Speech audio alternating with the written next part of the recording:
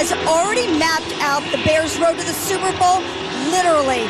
In Friday's team meeting, he gave the players a calendar detailing, hour by hour, day by day, their schedule from January 1st, 2007 through the Super Bowl, February 4th.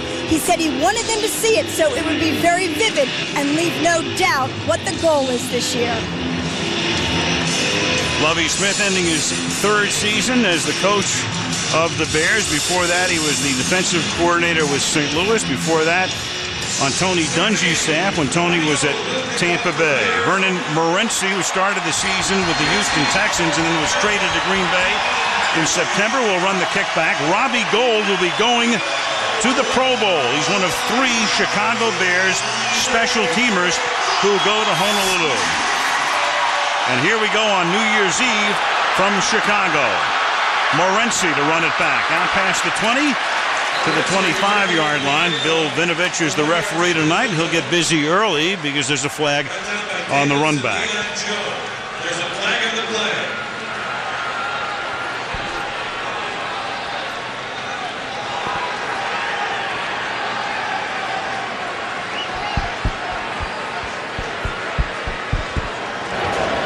There's no foul for a low block on number 58. He slipped. First down. All right, they pick it up, and we'll pick it up at the 25-yard line. The indestructible one, Brett Favre, 237 consecutive starts for him, by far an NFL record. Peyton Manning about 100 behind at this point. From the 25-yard line on first down, they'll start with Amon Green running into that Bear defense after a gain of 2. Let's take a look at the offense for the Green Bay Packers.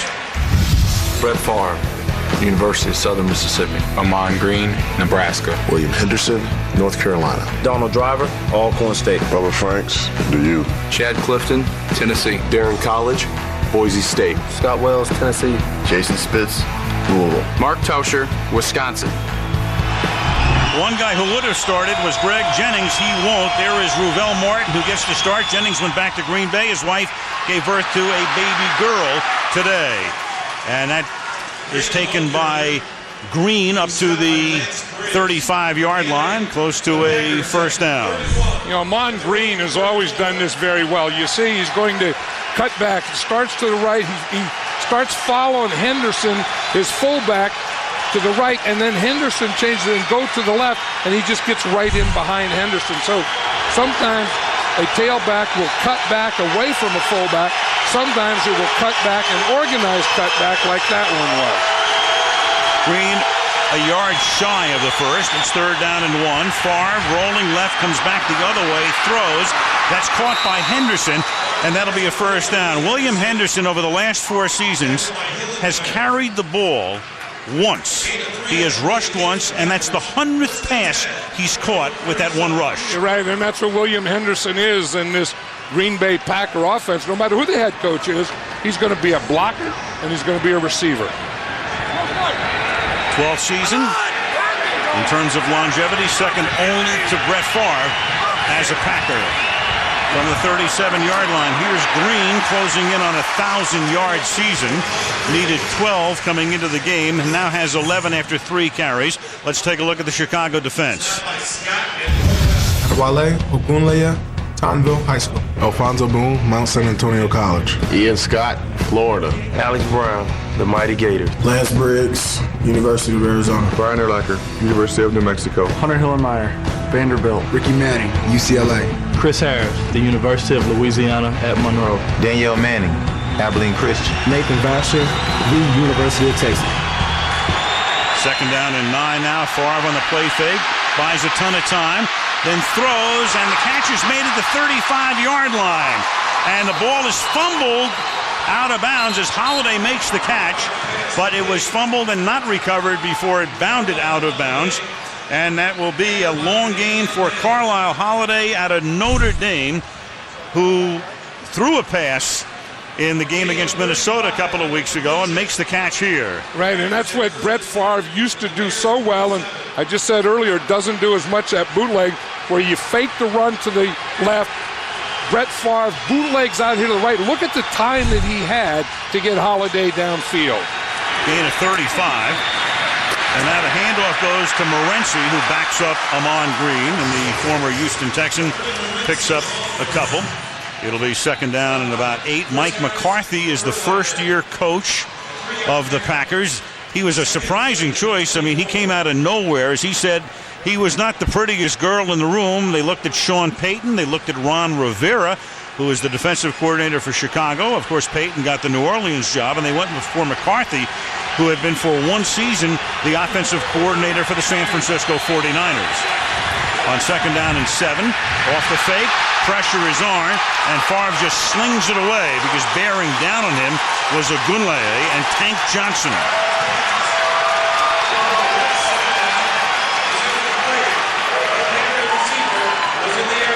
Yeah, you're going to see Tank Johnson, and he's over the right guard, the rookie Jason Spitz right here, number 72. And you see exactly what Tank Johnson does. He kind of fakes like he's going to the outside and then just takes that inside lane.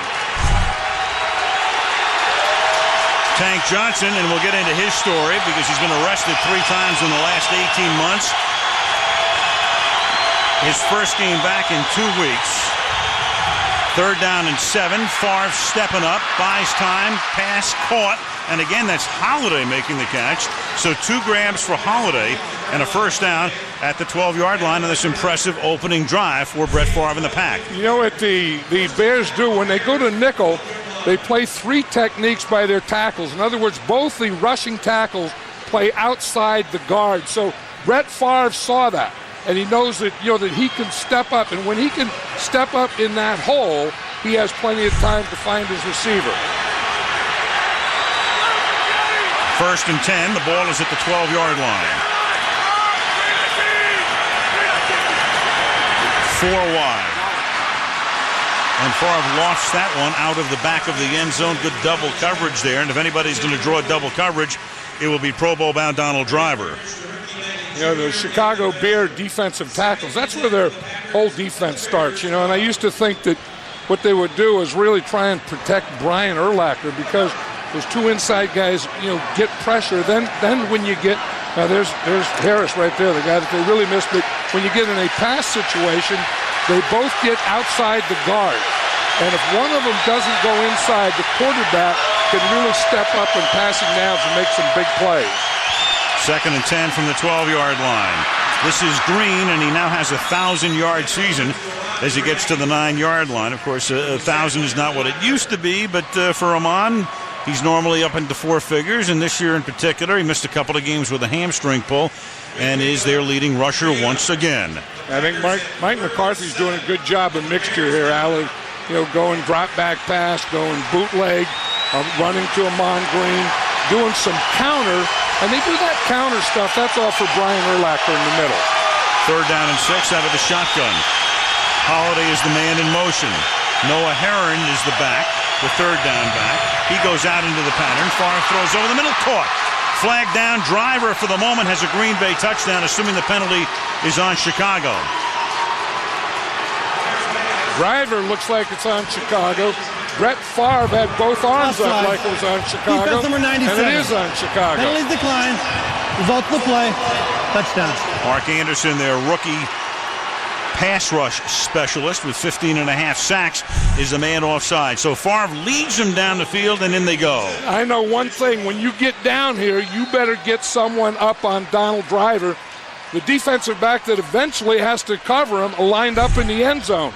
That will not stop a touchdown. That was Chris Harris. This is Dave Rayner for the point after. So Brett Favre comes into Chicago. He's owned this town during his career. 7-0 Green Bay.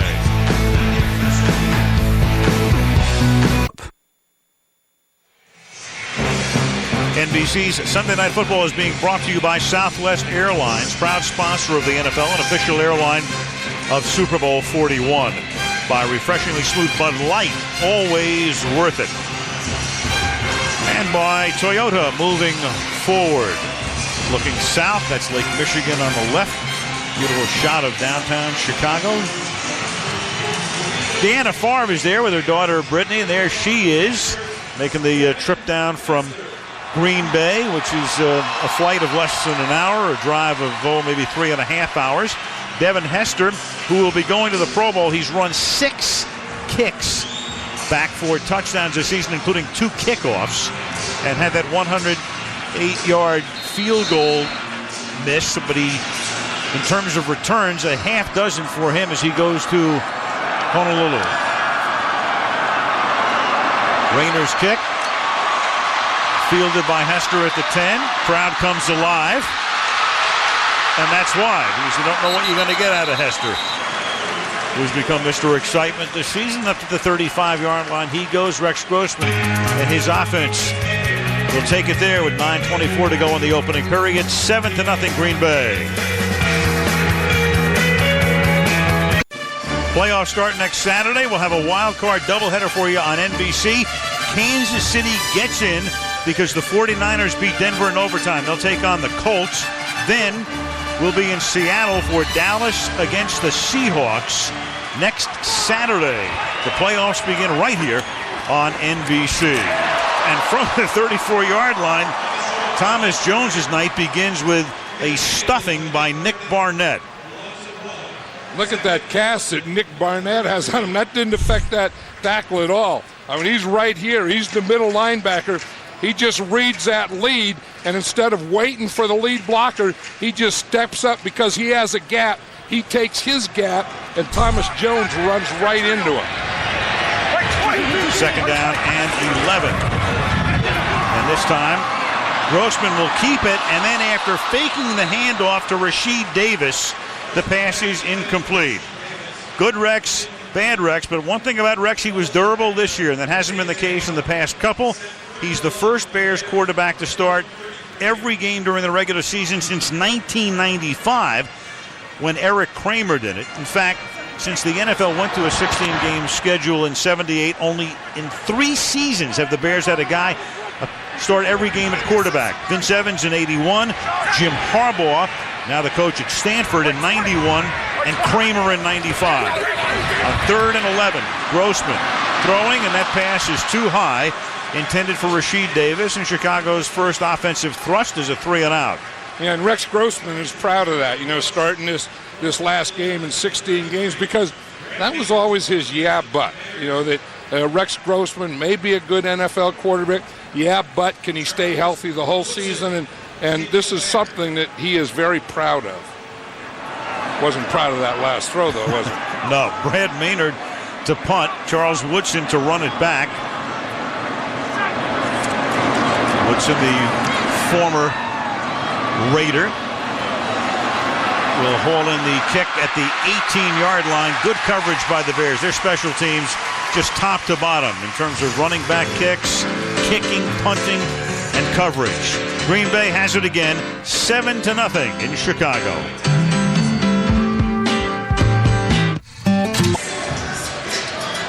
Brett Favre led him on a touchdown drive, 237 consecutive games, so that streak started in September of 92. Around the league, 202 quarterbacks have started games over that period. Peyton Manning is next at 144, and only 13 men in history have had streaks of 50-plus, so he's at 237, and who knows if that will continue next year. We'll talk about that as we go along. Here as Favre throws, and the pass is incomplete, intended for Brandon Myree out of the backfield. 2nd down and 10. Back to the touchdown we go, John. Right, we were talking about Brett Favre and what he still can do and what he can't do. This is what he can still do.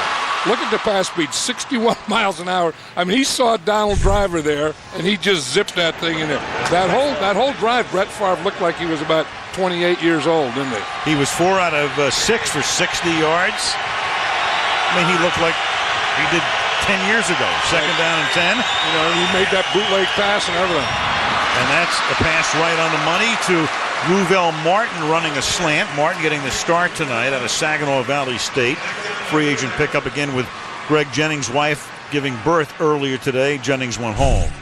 Yeah, we always talk about Brian Urlacher, and you always think, the big middle linebacker against the run, but he is very, very good against the pass, and he's an excellent open field tackler. And he has speed, he has size, he has all those things that He is a very good middle linebacker against the pass. Third down 2 out of the shotgun from the 29-yard line.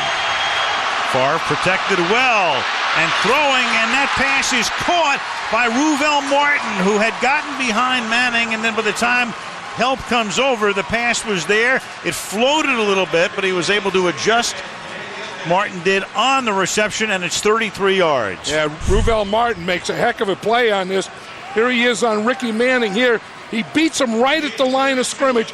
Brett Favre didn't have enough on that ball. If he gets that ball out there, that could have been a bigger play. You see where Martin had to wait for it a little. Daniel Manning getting in late after Ricky Manning had been beaten. It's first down at the 38-yard line. Green is the running back. That pump fake by Favre. Checking off and going to the left side, and it's incomplete. Intended for Carlisle Holiday, who caught 2 passes on that first drive. One thing that, that angst in Chicago, not only about Grossman and what kind of a performance he'll deliver in the playoffs, but that pass defense, allowing almost 300 yards a game over the last 3 games and 9 touchdowns. Well, you know what they did on that last first down? They played nickel. They had 5 defensive backs in, take a linebacker out. So that was a respect that they have for the Green Bay Packer offense and the passing offense and for Brett Favre. Second and 10 from the 39-yard line. Fake to Green. Favre stepping up, fielding the pressure, throws to the outside court. Driver makes the catch, but no. Line judge says he was out of bounds. Caught it on the chalk. Hunter Hillenmeyer covering on the play. And it will be third down and 10 as Mike McCarthy sends the play in. Yeah, that was a bootleg, but not a naked bootleg. He had Brandon Marie, his fullback, out in front making a block, and he was able to kind of get off that block, Brett Favre was, and still get rid of the ball. One of the problems that they had early with this Green Bay offense is the middle of the offensive line. Starting 2 rookie guards is tough in this league. Spitz and College. And Favre has that one tipped, and it's incomplete. Tried to get it to Driver, but that was Urlacher over the middle, tipping it and forcing a punt. And then Brett Favre goes up and says, good play. And again, you see these tackles, they're going to outside rush. So now Brett Favre has that whole middle, not only to step up, but to see his receiver, Donald Driver, but Brian Urlacher got back there and makes a heck of a play. This is what he does so well. Get deep, and not only get deep, but make plays when he gets back there. John Ryan out of Canada sends the punt down inside the 5, and it's down at the 4-yard line. Getting down there to down it was Jared Bush. Nice play there to pin Chicago inside its 5 with 6:41 to play in the opening period. Green Bay leading the Bears 7-0.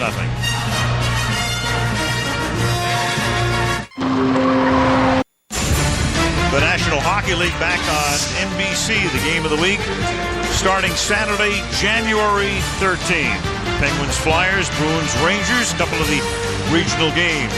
Check your local listings for the game in your area. The NHL on NBC a week from next Saturday. Here we go. From the 3-yard line, the Chicago Bears now, who went 3 and out on the first drive, have the ball for the second time. Green Bay on top 7-0, and they'll start here with Jones giving them some breathing space to the 8. Let's take a look at the Chicago starters. Rex Grossman, Florida Gators. Thomas Jones, the University of Virginia. J.D. Reynolds, the University of Oklahoma. Muhsin Muhammad, Michigan State University. Bernard Berrien, the one and only Fresno State. Desmond Clark, Wake Forest University. John Tate, Brigham Young University. Ruben Brown, Pitt. Olin Cruz, University of Washington. Roberto Garza, Texas A&M Kingsville. Fred Miller, Baylor University. Good steady offensive line, and that pass floats and is incomplete. Muhsin Muhammad was hit hard by Marquand Manuel, the former Packer, had to break up the play. It'll be third down and 4. You know what Muhsin Muhammad has always done well is a double move. Now Al Harris, number 31, is going to be playing the whole time. You see that stop and go, the out and up. That's what Muhsin Muhammad does so well, and that's how he get deep. So it's not only on that, it's not only Al Harris covering him, but then it's a safety, Manuel, coming over to help. Manuel, the former Seattle Seahawk, 5th year in the league. 3rd down and 4 now. Grossman has started 0 for 3. Under pressure and gets sacked at the 4-yard line, and that's Kabir Bajabiamila, who's no longer starting because they've got Cullen Jenkins starting, but they'll bring in KGB on passing downs for reasons like that. And he beats John Tate, who was his first game back in 3 weeks. He had a bad ankle. And you see Bajabiamila here. He just does it with quickness. I mean, he gets his hands on him and just gets him going up the field and then comes back underneath. Bajabiamila is still a top pass rusher. Not a great run player, and that's why he's not playing 1st and 2nd down. Maynard with the punt. Like a knuckleball. Yeah, gets a fortuitous bounce out to almost the 49-yard line. He shakes his head, but all things considered, not terrible. 44-yard kick. Brett Favre through the years on New Year's Eve in Chicago.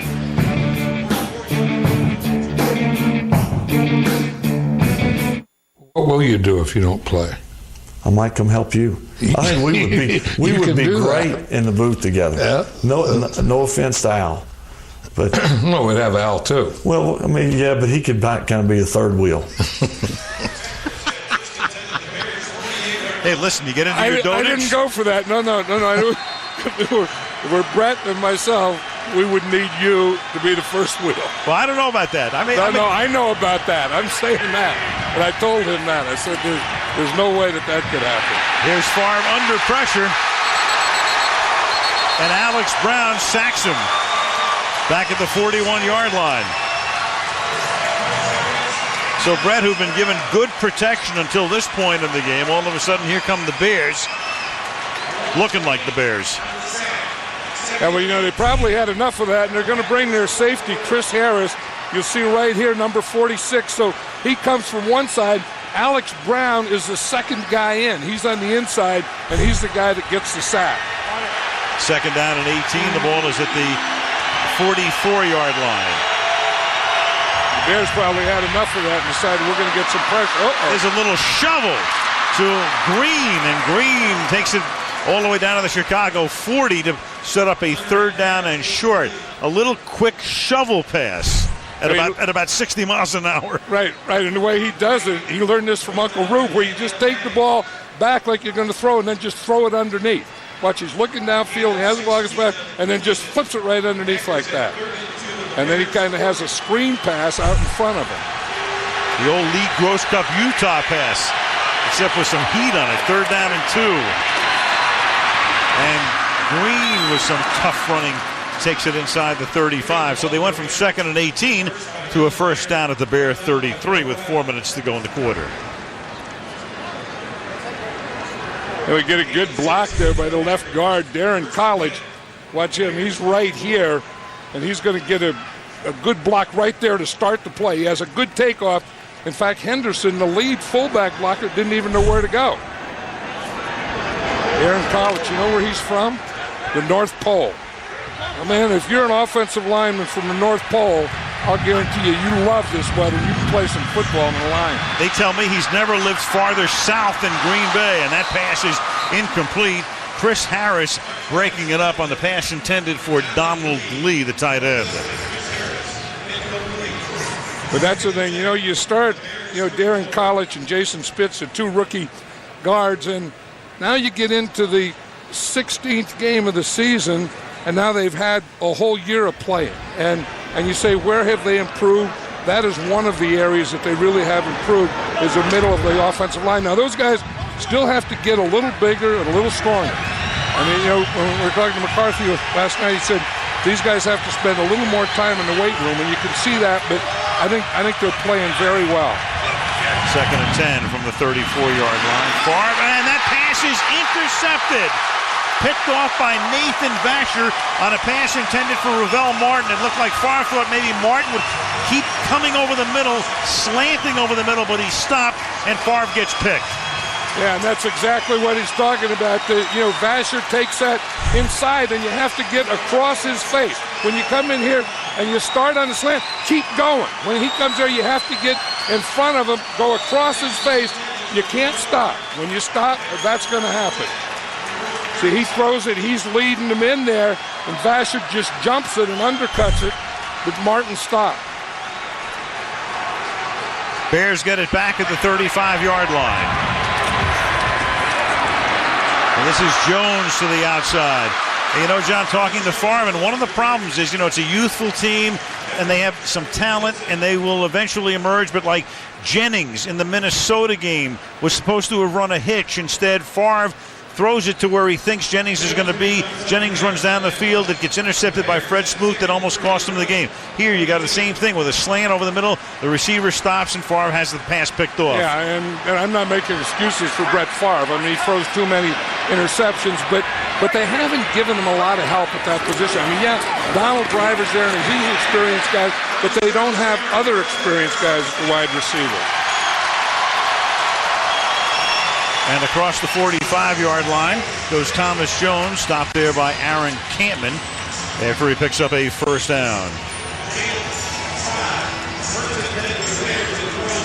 The Bears with 44 takeaways, and they stress that. I mean, Lovie Smith talks about it every day in practice, stressing not only good defense, but let's take the ball away. Let's get turnovers. Right, and that's where the Bears are so good, in the takeover things, special teams, some things you don't see. They're great in those stats. Thomas Jones swings to the outside, tackled by Collins. Let's take a look at the Packer defense.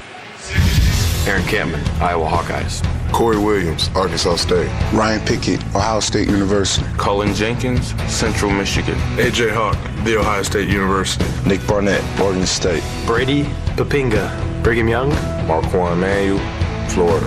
Nick Collins, Bethune-Cookman. Al Harris, A&M Kingsville. And the other corner is Charles Woodson, number 21. Second down and 8. Grossman throws. That's caught by Rasheed Davis. He's taken down at the 45-yard line by Patrick Dendy. Rasheed Davis, every time I see him, I'm kind of amazed how a guy like him makes it into the National Football League.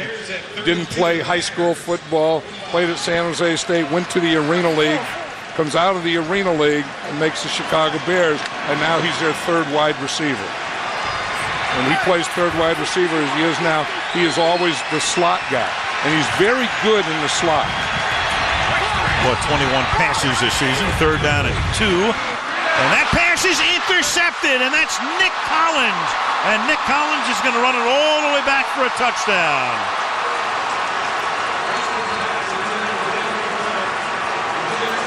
So Rex Grossman, who had not had a pass picked off in the last 3 games after he'd had a ton of them picked off in October and November, he was back on track. But that one is picked off by Collins and run all the way back for a touchdown. 55 yards for Collins. Yeah, and Nick Collins is a safety, and he was back there free, and he just read Rex Grossman the whole way. Dave Rayner for the point after, and that one hits the upright and is no good. Rayner was having trouble in the pregame warm-up, too. And I thought that was about the wind, and he said that he had to make an adjustment there. Woo. Coming off a game in which he kicked 3 field goals, and they were the only points for Green Bay in their 9-7 win over Minnesota a week ago Thursday. There's Nick Collins right there, and you're going to see that he's just looking, and he's reading Grossman all the way because he was playing off the receiver, but he was watching Rex Grossman.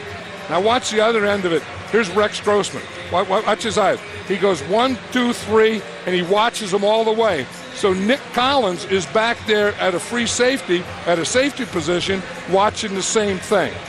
He sees it, he gets a jump on it, undercuts it, takes it in for a touchdown.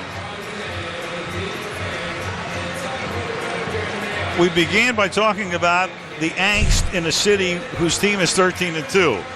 In the first quarter, you see where the angst comes from. Grossman throws the interception, and the defense has allowed Favre to throw for 117 yards in a quarter.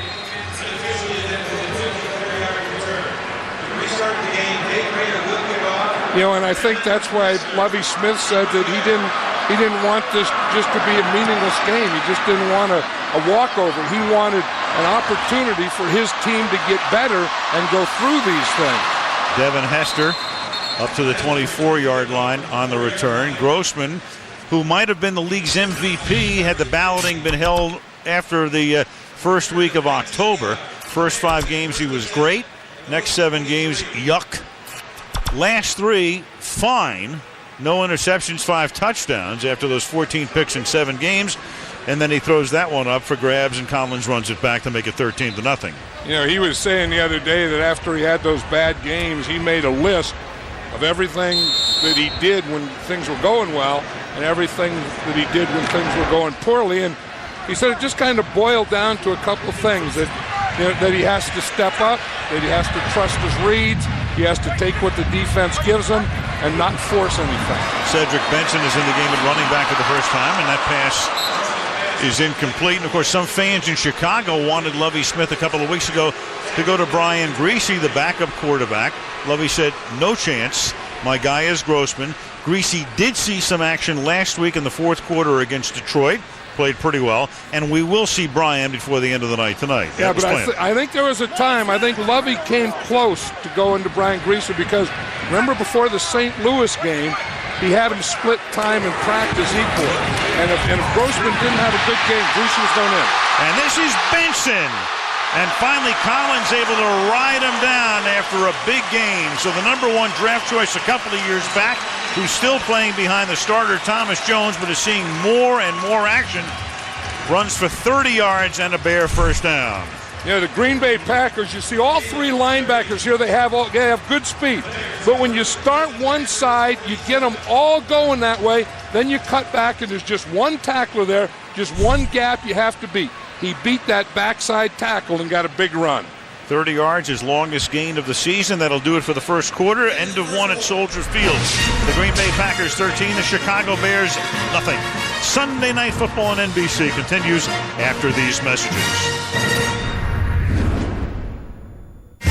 Brian. Beautiful shot from the lake looking at Soldier Field, refurbished Soldier Field. And of course, when you talk about these teams, George Halas, for 40 seasons he was the Bears coach, 4 10-year increments. You had Vince Lombardi, of course, and going back with Green Bay, Curly Lambeau Field, that's where that came from, obviously. Right, I mean, that's a great picture. To me, that's just NFL. George Halas, Vince Lombardi, that's what this is all about. Cedric Benson now takes the ball to the 41-yard line. Second quarter getting underway. Al Michaels, John Madden, Andrea Kremer, New Year's Eve in Chicago in the final game of the regular season, and you can see that they have resodded between the numbers, so the footing there is considerably better than it is outside the numbers in Chicago. The field in pretty good shape, all things considered. Had some rain here earlier today and yesterday. Right, and inside will affect the linemen more. Outside, of course, will affect the defensive backs and wide receivers. Tight lies in either area. Cedric Benson to make it 3rd and 1. We go to Andrea. Well, the first couple of series on the Bears sidelines was almost a laid-back attitude, but that changed after Rex Grossman's interception was run back for the touchdown. Grossman was exhorting his teammates, really getting them up, and it became a sense of urgency. You could really see that in the players' eyes, especially a guy like center Olin Kreutz. They couldn't wait to get back on the field. Almost a feeling of they have something that they have to prove.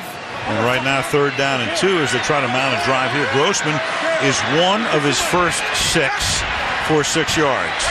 Let's see how Kreutz blocks here. Well, let's see if they can recover the fumble, because it was dropped by Grossman. The snap from Kreutz, and Green Bay recovers. Ryan Pickett, who came over from the Rams and has done a great job in that interior of the defensive line for Green Bay with the recovery. Another Chicago turnover. This is something that should never happen in pro football.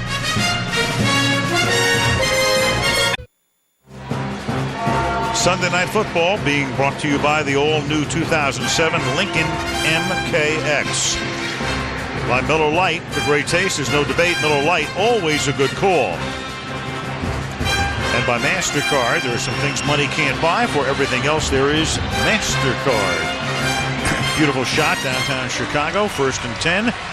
Green Bay after Chicago's second turnover from the 39-yard line. And this is Green for a gain of 2. Amon Green, another guy who's been around for a while. Amon Green on the verge of breaking a long-standing record held by Jim Taylor, most carries and most yardage in the history of the Green Bay Packers. And, of course, that stood for about 4 decades. Started his career with Seattle, was traded over in 2000, and he's been the mainstay out of the backfield for this club. You know, Mike McCarthy was saying last night that Amon Green runs angry, and I've kind of always thought that about him. I never put it in those words, but that's the way he runs. I mean, he's a power runner, and he does run like he's a little upset. Up to the 46-yard line, he used to have humongous fumbling problems, but that's abated over the past couple of seasons. It's 3rd down and 2 now. Well, you know, he has one habit. He always carries the ball in his left arm, so defenders know that, you know, so they know where the ball is going to be, and where that's really a problem is when he runs to his right with the ball in the left arm, the ball is always exposed. 3rd and 2. I think you got him one night to take off that sleeve, that rubberized sleeve that he had on his forearm. Favre improvising and buys time and finds the open man, and that's Ruvell Martin, who takes it inside the 20 to the 19-yard line. So Martin getting the start tonight because of the absence of Jennings, and that's a 34-yard gain for him. You know, I know people are looking, and in fact, I'm looking and thinking, why would Brett Favre retire? Why does he have to retire? I mean, he can still move to buy time, and when he moves to buy time, he's always looking upfield, and if he finds a guy, if they get open for him, he'll put the ball right on him. 1st and 10, the ball is at the 19-yard line. Here's where the Packers have had trouble this year in the red zone. Favre throws, and that pass is incomplete. You know, when the weekend started, the Packers still alive in the race for the playoffs, but what they really had to have happen was for the Redskins to beat the Giants last night. That, of course, did not happen. And then even with that last night Giant win, the Packers were still alive, but they needed a parlay of unprecedented magnitude. They needed 8 different things to happen today. How many of them happened? 3. 3 did happen? 3 happened, yeah. Well, 3, 5 didn't happen. I didn't even want to know what the 8 were. 2nd and 10 at the 19-yard line. Here's Green. You know, the funny thing, John, of all the longest shot of those 8 was for Detroit to beat Dallas, and that did happen. Yeah, and that was when you said, oh, that'll never happen. Detroit's terrible. The Cowboys are going to the playoffs, and, you know, and Detroit wants that first-round pick, and let me tell you, that's a bunch of baloney. I mean, you know, I know Rod Marinelli, you know, and I know players. And when they go out and play, they're not playing to get a first-round pick. I know that. 3rd down and 5. Here's where you need a tight end, and this is where the Packers used to be real good at hitting a tight end, and they don't have that from Bubba Franks anymore. Favre, and that's dropped. Donald Lee would not have picked up the first down anyway, and Rayner will come in now to attempt about a 33-yard field goal. Usually when a team has trouble offensively in the red zone, you look at 2 areas. 1, their running game, and 2, their tight end. Because those are the 2 things that you have to be successful in the red zone. And the Packers have had big problems, especially a tight end this season. 32-yard field goal attempt for Rayner. And that kick is no good. So he misses an extra point. John talking about the troubles he was having in the pregame warm-ups, and he blows this one here. Green Bay 13, Chicago nothing.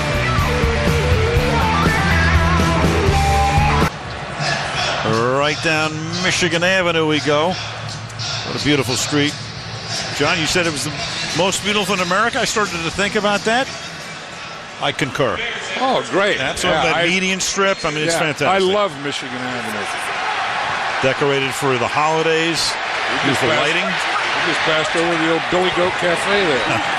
From the 22 now, Chicago after the missed field goal. That's caught by the Moose, Muhammad. And Woodson will run him out of bounds just shy of the 50-yard line.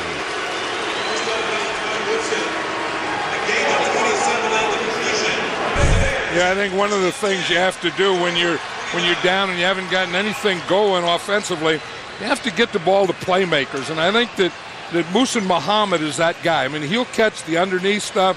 He'll catch the stuff coming across. I mean, he is a big, strong, tough guy. He's a very good blocker. 6'2" and 215 lined up against Al Harris. Grossman now slings it over the middle, and the receiver fell down, and the pass bounces off Woodson. I think it knocked him out. Yeah, almost. Bernard Berrien fell down, and Woodson was looking at Berrien, and the next thing you know, the pass was right there, and he couldn't handle it.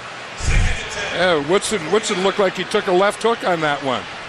Watch him here. He starts, Berrien falls down, Woodson falls down, and the ball hits him right in the face. Now, Berrien is a speed guy. You know, we talk about Muhammad, the things that he does, and then Bernard Berrien on the other side is a guy that's going to go deep. Second down and 10. This is Benson now. Some tough running through the middle into Green Bay territory to the 45-yard line, where he's tackled by Aaron Campman. Every time we do a Bear game, they say that Cedric Benson is starting to come around now. He's squaring his shoulders. He's hitting the hole. He's doing all those things. But when you're the fourth player picked in the draft, don't you feel that he should have been doing it before this? No question. I mean, that's why you're picking him in the number 4 spot. Thomas Jones is a pretty good back, but I mean, you would figure a guy going 4th overall would ascend to the number 1 spot, but he hasn't. They're sharing time. This is Jones in the game right now, in fact, on 3rd down and 4. Grossman throws to the outside, and that one is picked off. So Woodson, after taking one in the face, comes back and intercepts here. And, of course, the crowd is very unsettled. Cullen Jenkins put the pressure on, and that's the 3rd turnover for the Bears. Cullen Jenkins is still down, but I think he hit Rex Grossman just as he throws this ball. Watch Cullen Jenkins coming from that backside, but still, that was a bad throw. I mean, that was trying to fit a pass into some place that was unfittable.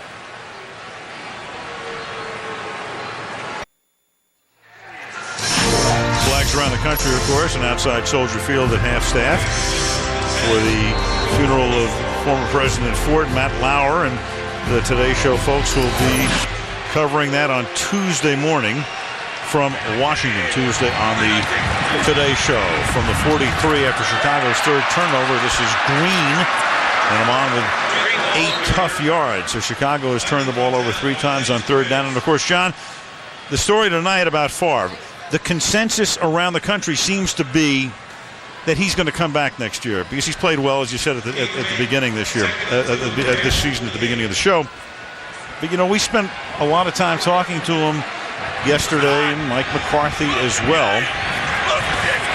And we'll hear from Brett from time to time throughout the game tonight as that pass is caught by Lee for a 1st down. But I don't know, I came away thinking if you had to make the call here, I might go the other way. I might go a little bit toward retirement instead of coming back next year. You know, I went into that meeting we had with Brett last night, and I thought he was going to be back. I thought there's no way that he won't be back. After talking to him, I thought he's probably going to retire. As I watch him here tonight, I think he's going to be back. You know what he's doing tomorrow, don't you? Yeah, he's going to have surgery tomorrow. This is Donald Driver on an end around, and Brett was in there to block. But Driver gets taken down behind the line of scrimmage. So what does that tell you? Tomorrow is New Year's Day. You normally don't have surgery on New Year's Day, but Brett he's already lined up to have it when he goes back to Green Bay on that left ankle, which has been bothering him for a long time. Right, and I think that's going to be part of his decision. I mean, he already talked to Ted Thompson, the general manager. He talked to Mike McCarthy. He asked him if they want him back. They said, yes, they want him back. Now he wants to get that ankle fixed, and I think when you get operated on New Year's Day, you're doing it to get it over with quickly to find out something. So I think that's part of his decision. 2nd down and 16. It's arthroscopic surgery on the ankle, and that is incomplete. But some of the things that he said last night, he said, look, it's never going to be easy to walk away. I haven't made a for sure decision, and there's his wife, Deanna. They went out to dinner the other night, and he starts to vacillate, and Deanna says, oh, no, here we go again, because they went through the exact same thing last year.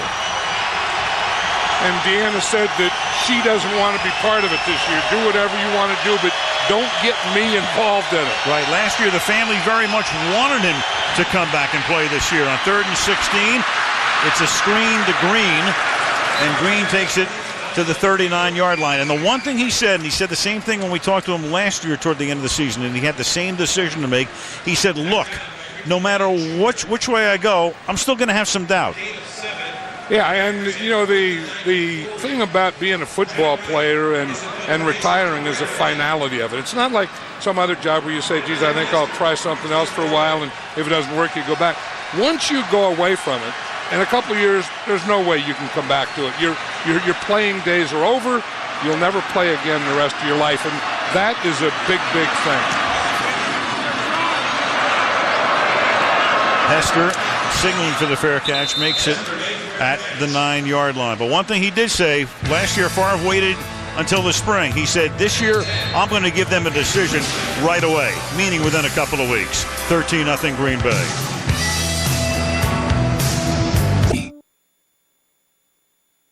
Next Saturday, postseason play begins right here on NBC. We'll have a wild card doubleheader for you. First game will be Kansas City at Indianapolis, 4:30 Eastern, 1:30 Pacific. Nightcap, Dallas and Seattle, 8 Eastern, 5 Pacific. We'll look down the Chicago River at the Wrigley Building. Back we come to Soldier Field. Rex Grossman on first down from the 10-yard line. Hands the ball to Benson. Up at the 12-yard line. Stopped after a gain of 2. It'll be second down and 8. One thing Mike McCarthy said last night, he said, if we're going to win, if we're going to beat the Bears, he said, we have to win the battle at the line of scrimmage with our defensive line, and they are doing that. I mean, they're playing very well. I mean, the linebackers are filling the gaps. The defensive line is stout. I really think moving Cullen Jenkins to the starting right defensive end has been a big thing for this Packer defense. And he helped create that last turnover, 3 of them. Already 2 interceptions and a fumbled snap, and it's second down and 8 at the 12-yard line. Benson. That'll be a first down. When you look at Chicago now, they're off next week. So here's what's going to happen in that first playoff game. They won't meet Philadelphia. They can't. Philadelphia's the 3rd seed. If the Giants beat Philadelphia next week, the Giants come here. If Philly wins that game, then the winner of the Dallas-Seattle game comes to Chicago. And there it is. Chicago will face the lowest seeded team. So the Giants would be 6. Philly can't come here. New Orleans has the other bye. And this is Benson. And Benson providing a big spark, and the crowd gets into it again. After the 40-yard line, he goes. And Benson has already carried the ball 7 times for 73 yards. That's an 18-yard gain there. I've always felt that the best friend of a quarterback is a good running back or a good running game. Rex Grossman is struggling. He needs something to get him out of this. He needs something to give him some confidence. He's really not playing nor throwing with a lot of confidence. And sometimes he just has to start moving the ball, getting some first downs. Then you can go play action pass and get some completion. Benson again. Swinging to the outside, but couldn't get around the corner. Collins comes up from the safety spot after Papinga couldn't knock him down. And it's a gain of a couple, second down and 8. And there goes Collins limping off. I was just going to say, Ron Turner, the offensive coordinator of the Bears, is kind of taking the ball out of Grossman's hands here and just saying, okay, let's just calm down a little. Let's just run the ball, see if we can get something going. He's trying to get the whole town to calm down as well. Second down and 8, the ball at the 41-yard line. Sorry, Bigby comes in for Collins. Great protection off the fake, but the secondary does its job, and then Grossman under pressure, the pass is incomplete. So it's funny because you've got a depleted secondary with Collins coming out, Bigby coming in, but they did their job, and then Corey Williams put the heat on Grossman, and the pass thrown away, 3rd and 8. The one thing Rex Grossman does that I don't like, and I don't think he likes it either, he backs up too much. Like when you go play action pass, when you start to get pressure, you have to step up. You see how he goes there? Now watch him go backwards. You really can't throw going backwards, and he doesn't get himself in position. When he starts to scramble, he'll scramble and be going backwards rather than getting his shoulders squared where he can be going upfield. 3rd and 8. There he stepped. Yeah, stepped into it. Stepped into the pressure that time. Stepped right into Corey Williams. Right, and I knew, we're talking about the notes that he had, and that's one of his notes is to step up. So he probably thought the last play, okay, I step back, now I want to step up. And again, in football, when you're a quarterback, everything has to be instinct. You can't predetermine something. And I think here he predetermined that he's going to step up. And if you saw the pass rush, I mean, he didn't really have much of a chance, but I think he predetermined that he was going to step up. Grossman is 2 out of 11 for 33 yards. Maynard to punt. Fielded at the 20-yard line. Woodson with a good run back, and Rasheed Davis finally bounces him into the Packer bench. At about the 44-yard line, we check in with Andrea. Well, there's so much talk about Brett Favre's future, but what about the way the organization has prepared for the possibility of his retirement? I was talking to Andrew Brandt, the vice president of player finance for the Packers, before the game. He said that as an organization, they are prepared for his retirement. He's got 4 more years left on his contract. He's due to make $11 million next season. But if he retires, it will only cost them about $1.4 million in terms of a salary cap hit. So really no financial implications if he does choose to retire. Of course, the big question is who takes over. Would it be Aaron Rodgers, who they drafted a couple of years ago and got hurt this year, or somebody else? Favre caught. That's Ruvel Martin. And Martin having a nice night, takes it to the 39-yard line of the Chicago Bears, and Martin has now caught 5 passes for 100 yards, 18 here. You know, if you just take Grossman's last play and compare it to this play here with Brett Favre, you see how he can move up, still look upfield, and find the guy? I mean, he can pump, and he has such a big, strong hand that he can pump, bring the ball back, and still make the play. I mean, there is a big difference. You look at Grossman's last play and that play there with Brett Favre. Green tackled in the backfield. Hunter Hillenmeyer makes the stop. You know, one thing Andrea was talking about, the salary cap and stuff of the Green Bay Packers, I think they better get some help offensively. You know, if you look where they spent their money last year, they went out in free agent and they got Charles Woodson, they got Ryan Pickett, the defensive tackle, and of course the #1 draft choice was linebacker A.J. Hawk. So, you know, they didn't surround the quarterback or the offense with a lot of players. They spent their money on defense. Inside handoff, Green. Stop for no gain. That's Alfonso Boone making the tackle. And it will be 3rd down and 10 as we'll tick down to the 2-minute warning. Chicago down by 13, and the Green Bay Packers trying to square their record. They would do that with a victory tonight and wind up with a mark of 8-8. 2 minutes left. Opening half. Soldier Field, 13-0 Green Bay.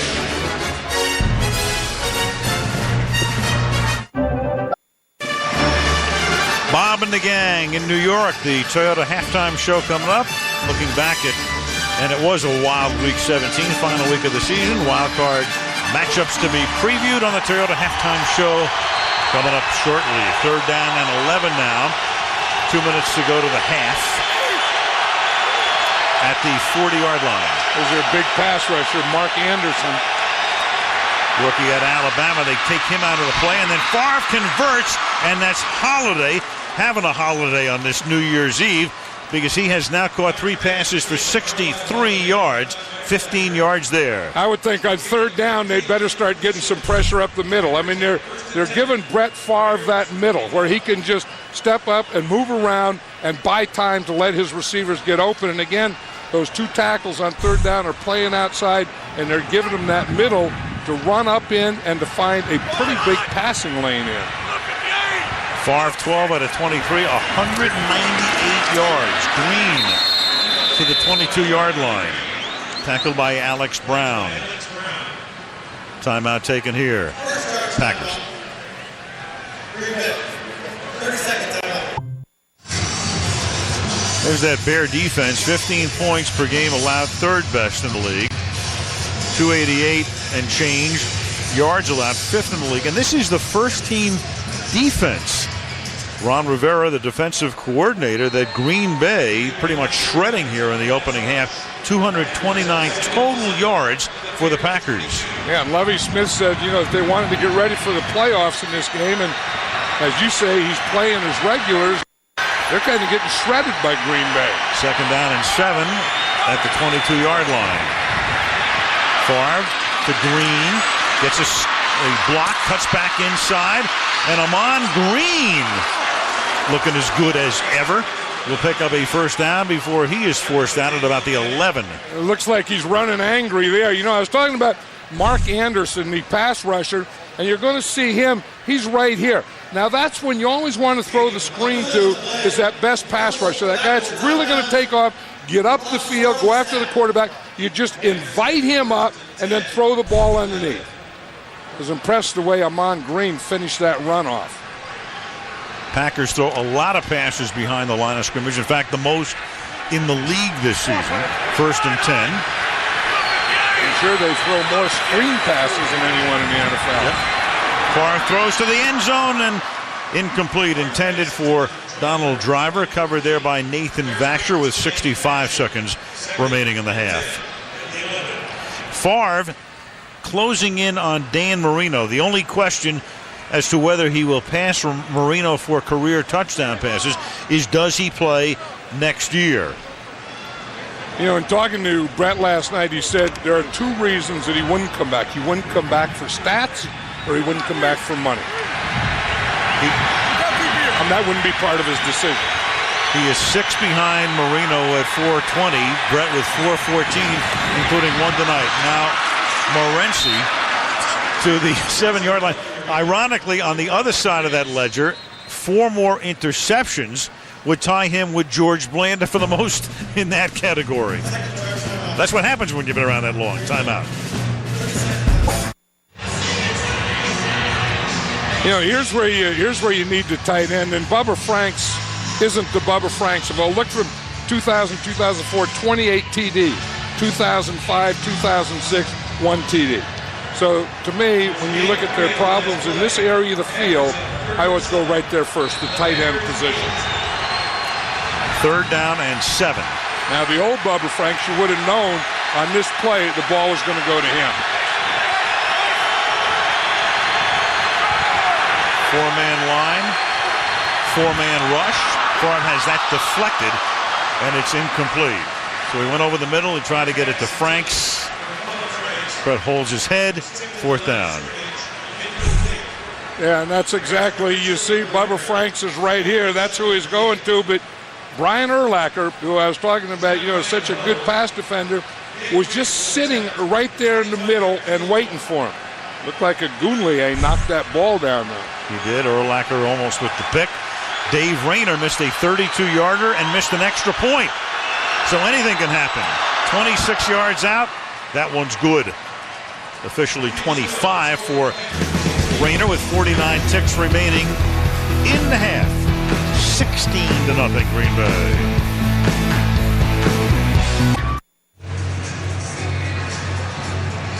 Well, in Chicago a few weeks ago, Grossman had a game in which his quarterback rating was 1.3, and everybody made a big deal of that. That's his rating tonight. Yikes. You know, and I'm sure that's what all these fans are thinking right now. And you know, if the fans think that, it's okay. But you can't have your teammates thinking that. And that's the thing that, you know, that he has to have the confidence in himself, and his teammates have to have the confidence in him. And this is big going into the playoffs. And I don't feel, even watching him in practice the other day and talking to him, I didn't feel that he was a real confident player. And again, you know, that can come and go. As you know, playing golf, it's a lot like that. When you got everything and you think you got it, and then, boom, you go out there and it's not there. And I think that happens sometimes to Rex Grossman. Day to day. Great beginning of the season. Very rough middle. Appeared to have things back in pretty good order over the past 3 weeks. But now tonight, and now the question is, we're going to see Greasy at some point tonight. I mean, that was preordained by Lovie Smith. The question is when? Do you leave Grossman in longer in the 3rd period to try to get him some confidence back? No, I think that, you know, he was talking about putting Brian Greasy in, you know, towards the end of the 3rd quarter and the 4th quarter. And I think just knowing Lovie Smith, he'll stay with his plan. Kickoff. Devin Hester. And good coverage on Hester. They bounce him out at the 27-yard line. We're talking about Brett Favre before, and closing in on Marino. He'll catch Dan for touchdown passes if he comes back. Closing in on Blanda for most interceptions. But you think about it. If you're around long enough to throw the most interceptions, you're pretty good. I mean, I go back to baseball, John. The winningest pitcher of all time, Cy Young, 511 wins. The losingest pitcher of all time, Cy Young, 315 losses. Yeah, if you stay around, like Brett Favre says, you're going to have a cycle and you're going to have everything. You're going to have a lot of friends and you're going to have some friends and then you're going to have no friends on the team. Oh, and that's tipped and it's intercepted by Patrick Dendy, and he's going to run that back for a touchdown. And then some pushing and shoving in midfield. And this has been about as forgettable a half as a team can have at any point in the season. Forget about a meaningless game. That's a 30-yard interception return for a touchdown. It looked like Corey Williams got a hand on that one. Patrick Dendy is the nickel back. What's right here is Rex Grossman. I mean, he does have a problem with that. He does get a lot of tip balls because, he's a shorter receiver. He has to find the lanes. That time, Corey Williams was in the lane. Corey Williams, a force. Some of the crowd chanting, greasy, greasy. The extra point is good. I mean, it's a weird deal. You're in a town where at worst you're going to be 13-3. You're the number 1 seed, and you got all of this consternation going on. Well, I've been here all week, and all the talk is about the Bears winning the Super Bowl. And it's like nothing else will be acceptable. It's not, the Bears beating the Packers tonight or the Bears winning the first playoff. It's winning a playoff, winning a championship game, and then winning the Super Bowl. And that is a lot of pressure.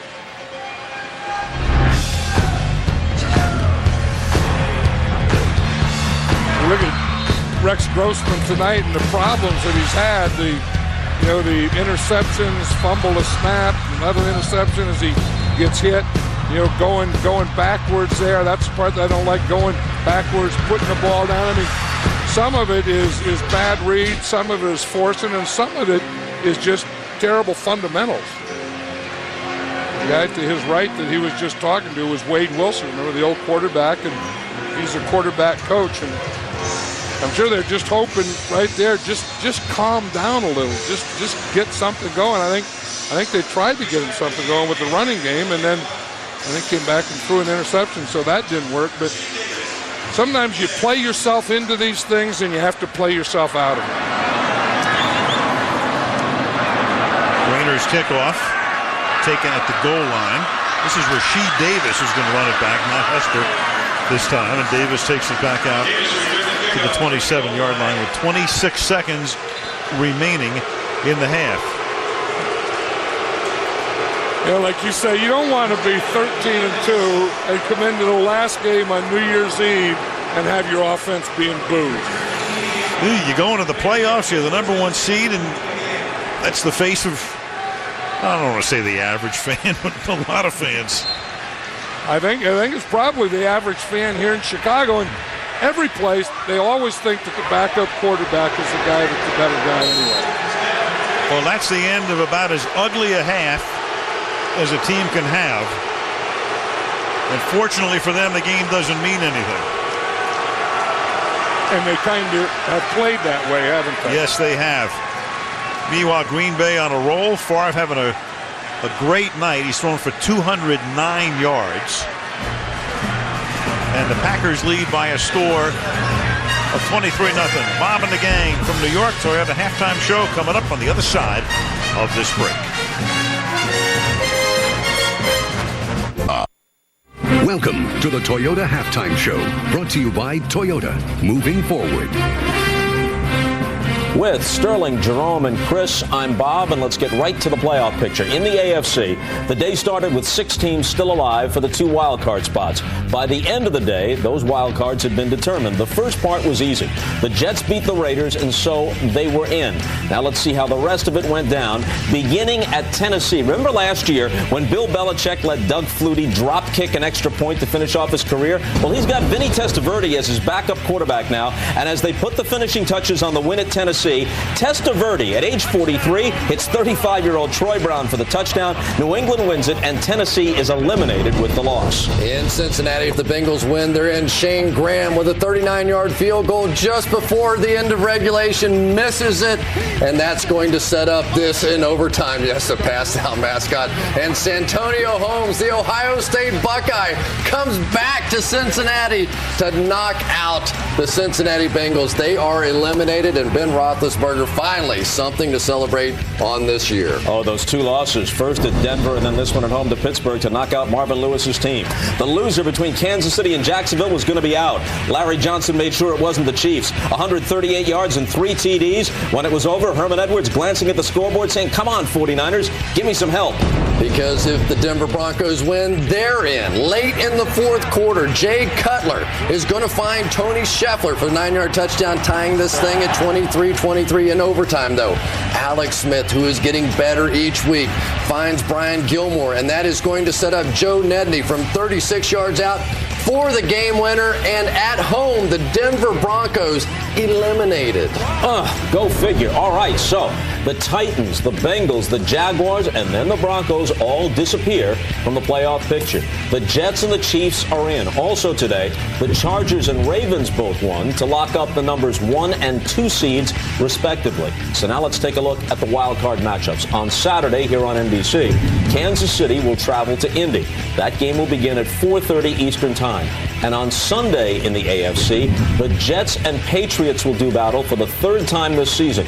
The Jets won one game all this year against a team with a winning record. That happened to be Week 10 against the Patriots. Their playoff matchup, of course, will be in New England, as the Patriots are the number 4 seed, so they have home field in the first round. Mr. Sharpe, a couple of weeks ago, to much derision all around, you boldly declared the Bengals and the Broncos would each miss the playoffs. You, sir, wear the genius robe tonight. Well, Bob, all you got to do is look at the ability to defend home field. Both the Broncos and the Cincinnati Bengals lost today. They're 4-4 at home on the season. The Kansas City Chiefs, 6-2 at home. But they're not going to be at home in the playoffs. They're going to Indianapolis, and I don't believe they have enough offense to win in that game. They're going to need to stop that Indianapolis offense. I don't think they can do it enough. Yeah, but can the Indianapolis Colts defense stop Larry Johnson, one of the biggest, most powerful backs in the league? I don't know. Come to think of it, Sterling, I don't want you to don the genius robe because it would cover up that suit. Exactly. And America demands that suit on New Year's Eve. When we come back, we take a look at the NFC as the Toyota halftime show returns in less than a minute. 1013, 1014, 1015.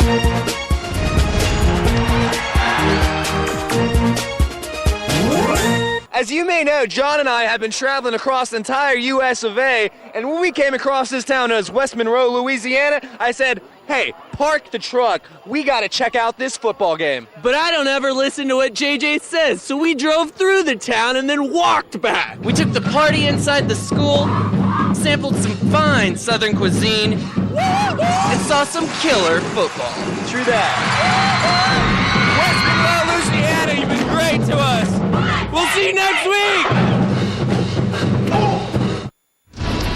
The results are in from our Player of the Day poll, and Tiki Barber's performance from last night stands up. Barber extends his career by leading the Giants into the playoffs, and his slightly early retirement gift from us is the much-coveted Golden Peacock. In Dallas, the Cowboys ran afoul of the lowly Detroit Lions, and so their playoff position was not improved. No, not at all. In the fourth quarter, Tony Romo, look at this. Fumbles, shows presence of mind, some athletic ability, shot put pass to T.O. that keeps the drive alive, and 2 plays later, Romo will go up top to Owens for the 56-yard touchdown, and Dallas reclaims the lead 31-30 in the fourth quarter, but the Lions came to put up a fight, and ultimately they came to win. John Kitna playing perhaps the best game of his life. His 4th touchdown pass of the day. This one to Mike Williams for 21 yards, puts them up 36-31. Bill Parcells can barely bear to look. They lost at 39-31 with Romo being tackled at the 2 on 4th down in the last minute. So here's how things look in the NFC. The Bears and the Saints have the byes, and the matchups next weekend are as follows. The Cowboys will visit the Seahawks on Saturday. That'll be in prime time on NBC. And the Eagles will host the Giants on Sunday. 3 teams from the NFC East are in. The first time 3 teams from one division have made the postseason since the NFL realigned in 2002. All right, tonight's game from Soldier Field has no effect on the playoff matchups and seedings, but it certainly has an effect on the mindset of the Bears and their fans. Rex Grossman, 3 interceptions and a fumble in the first half. He would be on the bench. I would play Brian Griese in the second half, and if he played well, he would be my starter in the playoff game. Simple as that.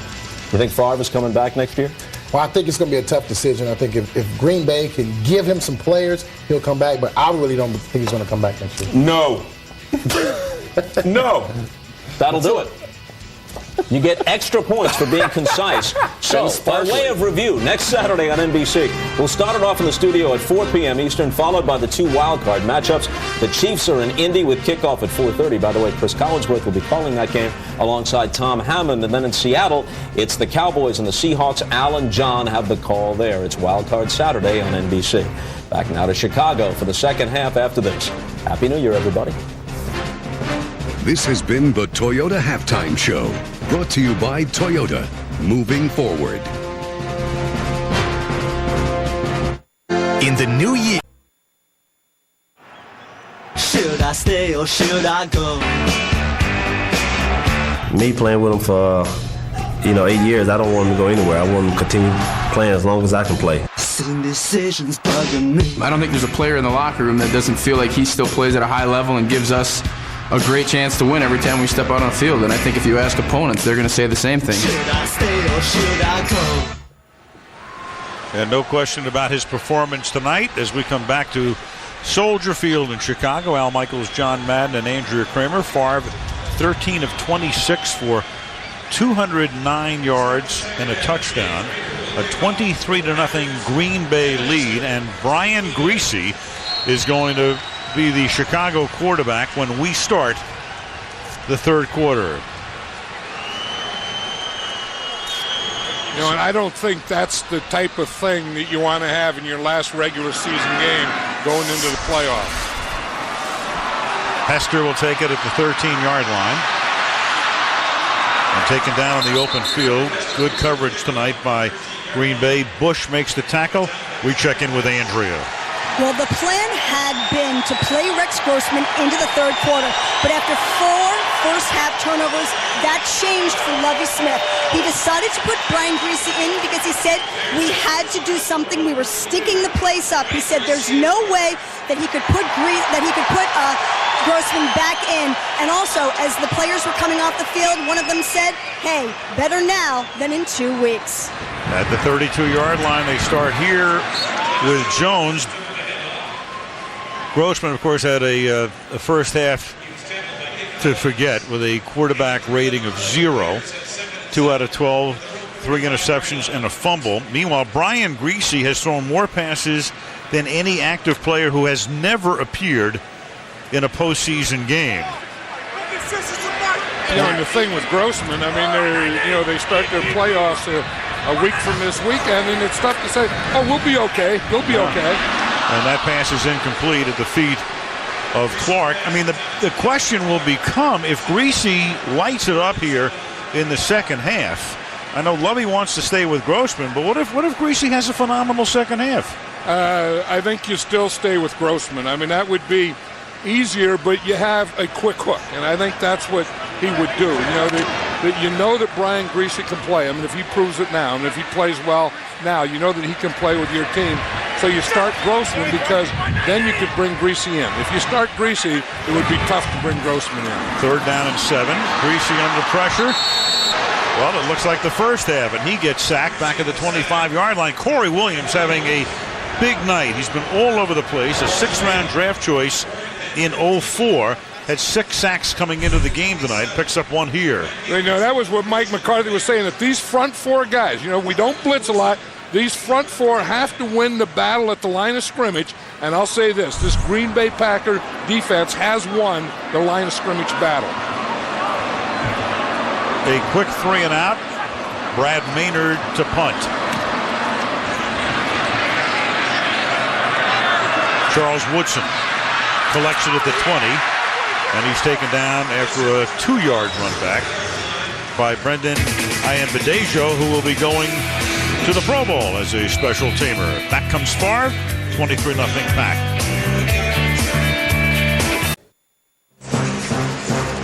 Sunday Night Football being brought to you by Rocky Mountain Refreshing Coors Light, the official beer sponsor of the NFL. By Dodge, you can take life as it comes, or you can grab life by the horns, Dodge. And by Sprint, be a better fan with NFL Mobile, only from Sprint. Power up. John, it's New Year's Eve. We can have that. We start the diets tomorrow. That looks great. Right, you know, you can't go in there. Have you ever been in the old Billy Goat? Oh, yeah. Yeah, you can't go in there and order a hamburger. You say, give me a hamburger. No, cheeseburger. And that's for real. I mean, that's not a joke. I mean, that was years ago it was a Saturday Night Live thing, but that's where they got it from, and it's a true deal. So the Packers' largest halftime lead against the Bears. And all the games played in Chicago. These two teams first met back in 1921. They played in Soldier Field here in the 20s, and then the Bears actually moved out of here into Wrigley Field until 1970. The numbers through the first half, and of course, the big one is right here. The turnovers, the 3 picks, and the 1 fumble.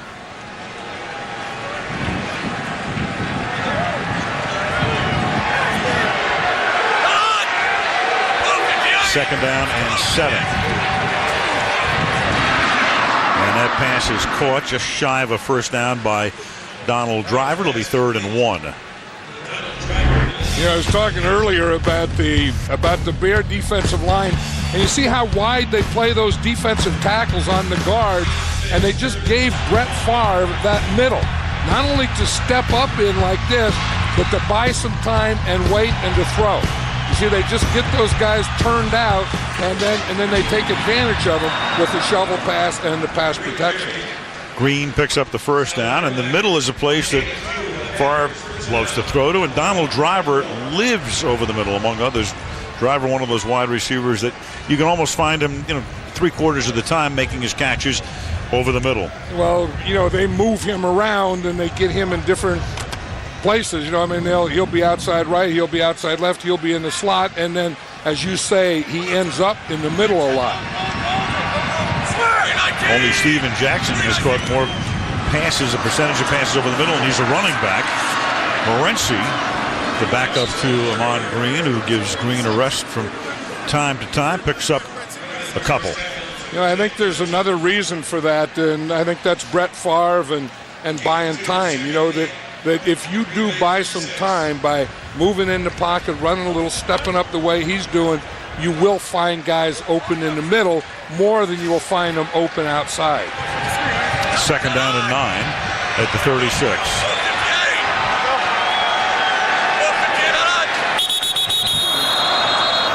That was an audible. It was either going to be a run left or it was going to be a pass. Ball start. Offense over 65. 5-yard penalty. Still second down. Mark Tauscher. You see, because anytime the tailback steps up, he's either going to run to the short side or he's going to step up to pass protection. That looked like it was going to be a Bear blitz, so he was probably stepping up for pass protection. That is the first assessed penalty of the game. We've had a couple of flags tonight, either waved off or declined. That's the first assessed penalty of the night, period. Here's the old double cadence. He started the cadence, made him declare it, and then started another cadence. 2nd and 15, and that pass is incomplete for Donald Lee. And it'll be 3rd down. Brett is so collegial. I mean, He congratulates Urlacher when he knocks him down. He's always, just that interaction with the defense. Well, he's always talked to the opponents more than any other player. And it's usually funny things, good things. It's not, anything where he's challenging anyone. He's just telling them how good they are, those kinds of things. And the mutual respect is, it's universal around the league. Let's see if those tackles stay outside now or if they blitz. I think that would be the answer, is to blitz, and that's what they're doing. And Favre gets it away in a hurry, and it's off the hands of Ruvell Martin and incomplete. You see, they knew that they were having that problem with those tackles being outside and Brett Favre stepping up. So what they did on that play when they got the 3rd down, they just come over here and you see them come up and they're just going to blitz. So they bring the tackles inside, bring Urlacher up the middle, bring the outside guy from the outside. The two receivers in the same spot there. Francis was the other, a rookie out of Texas El Paso. Lions punt. Hester from the 28, and they've done a great job pinning him tonight, and then a flag comes in on the return. You know, one of the reasons I think Hester may not be as effective as he was before is he's playing defense now, and he's a nickel defensive back. And when you go, from a third down defensive back to a punt returner, you're not as fresh, obviously. Receiving team number 94. 10-yard penalty. Chicago keeps the ball. First down. And the reason for that is the injury to Charles Tillman, who they do expect to have back for the playoffs in 2 weeks. 23-0 Green Bay.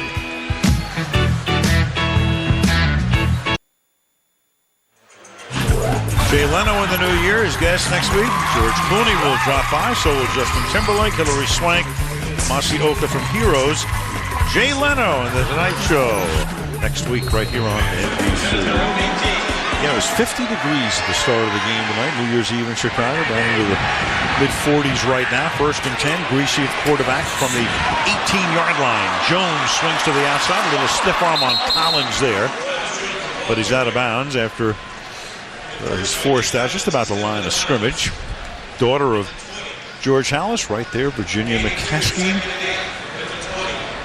Owner of the Chicago Bears, son Mike McCaskey, and picture of father and daughter. And Halas, the coach of the team, the legendary coach, 40 years. It's just amazing how it was broken up though into 4 10-year segments. It's like he just needed a rest every decade. He rested for a while and then he came back and coached for another 10. You're right. It was one of those things he couldn't live with it, couldn't live without it, but he had the advantage of having the best coaching job in football.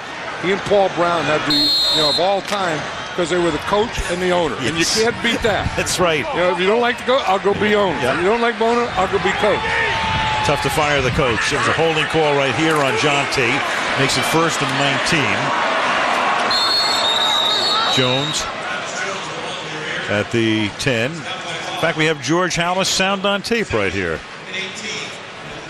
Hold the ball. Hold the ball. Hold the ball. Hold the ball. Let's see the way you carry that ball. Like that. That's right. As long as you get in that, they can't knock that thing. That's the most important thing right there. We had a fullback by the name of Jacady, and he just set a record of 13 fumbles. I showed him this the next season. He didn't have one.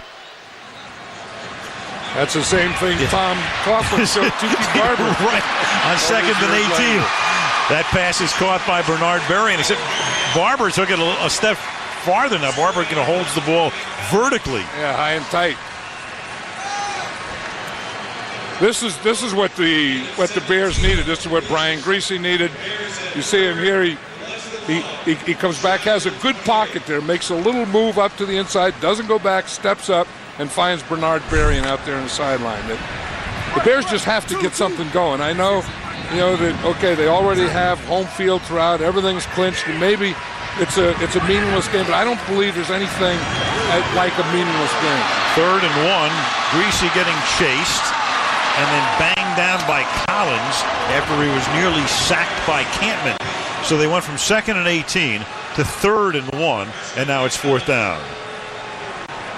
Brian Greasy was saying that, that I haven't played, so I'm going to be rusty.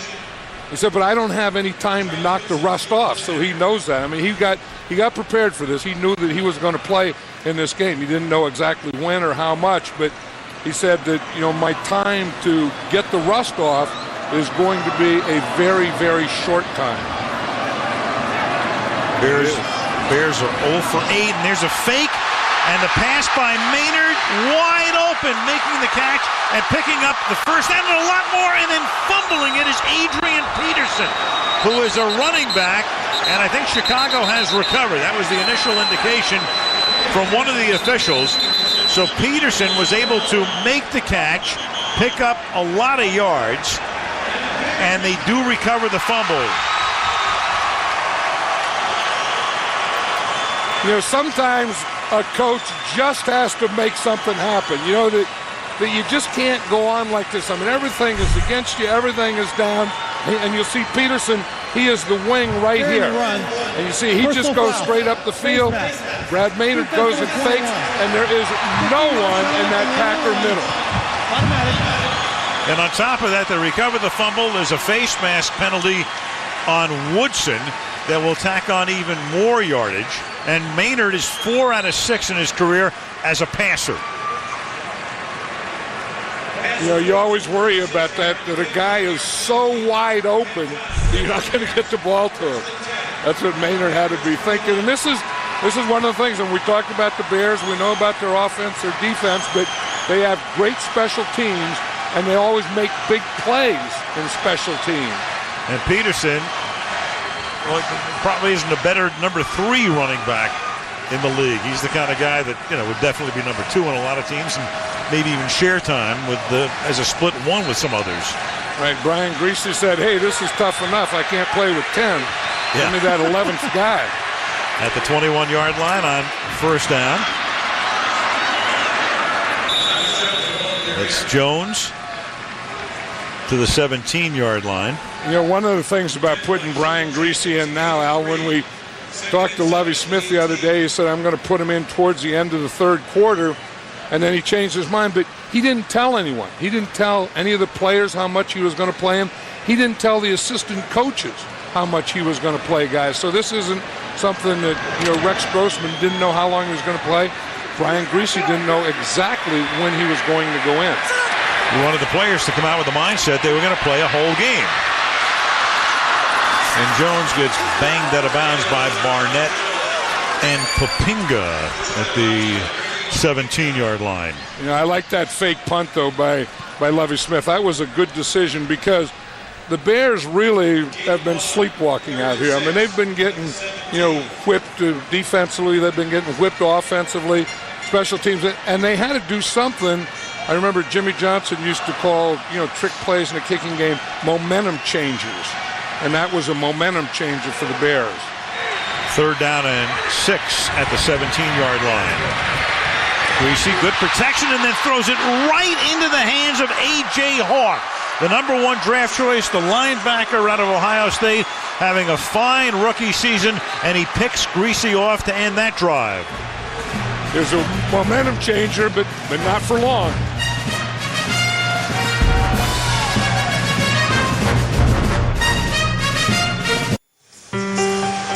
Brett Favre, now 37 years old, and remember, he was drafted by the Atlanta Falcons in 1991. Ron Wolf at that time was with the Jets. He was trying to get into a position to draft him for New York. Couldn't. Ron moved to Green Bay, and then one of the first things he did was figure out a way to make a trade with Atlanta to get him to Green Bay. Hello. Brett's college coach recommended him, and Ron Wolf went back and looked at him in his junior year. That pass is incomplete. Nathan Vasher with the coverage in the near pick. You know, he's not as good on the timing routes like that one is as he is on those ones that are kind of half scramble, you know, where he moves a little, gets some time and hits someone in the middle. You see, Donald Driver was up like 7 yards going to the inside, and that was a poor throw. That ball was thrown behind him. But Brett Favre right now isn't as good at those kind of passes as he is at the movement and scramble type passes. 2nd down and 10 from the 22-yard line.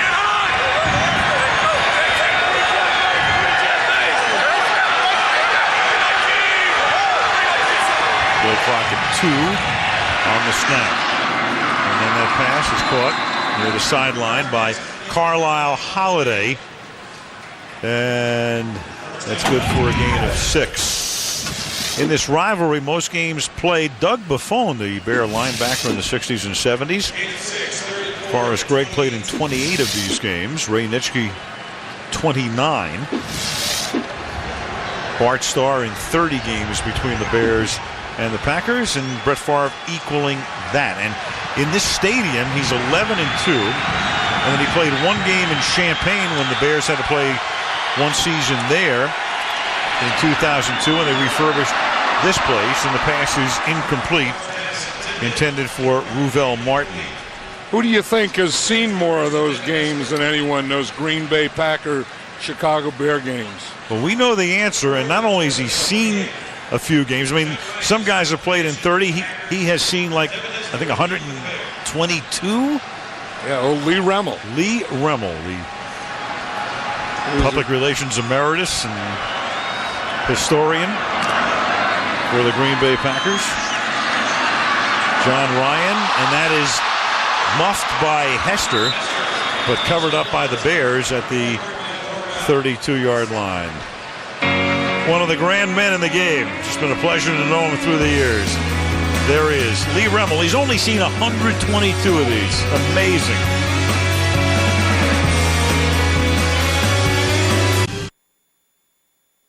I don't believe in rebuilding and things like that. I'm looking for us to make that move right away, to beat Green Bay, to win the division, and to ultimately win that world championship right away.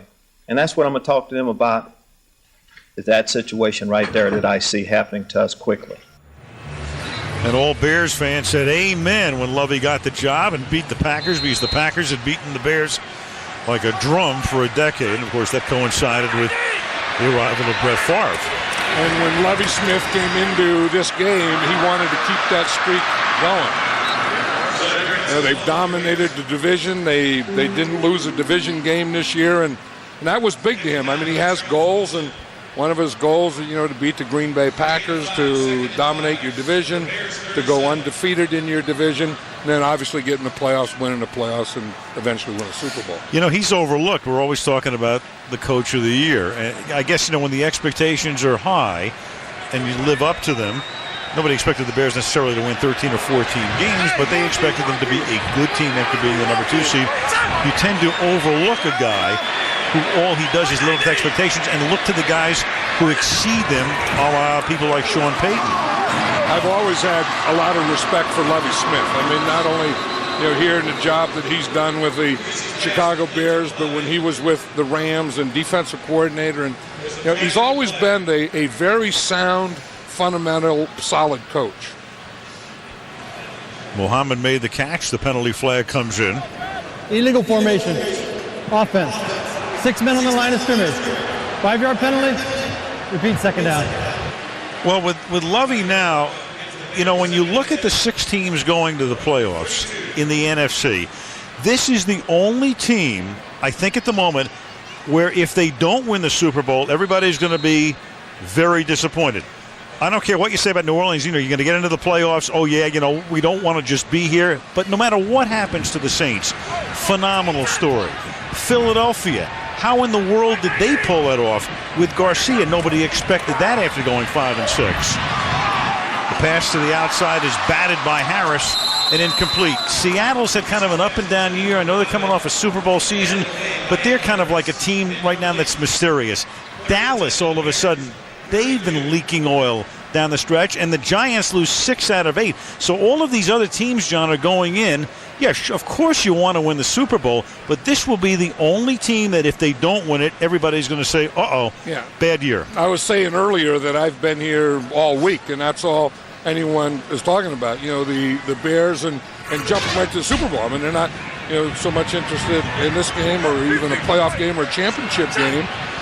And if they don't, it's not going to be a successful year in their minds. 3rd down and 10, Greasy. And that's caught. Rasheed Davis makes the catch. Got position on Patrick Dendy, and that will move the chains.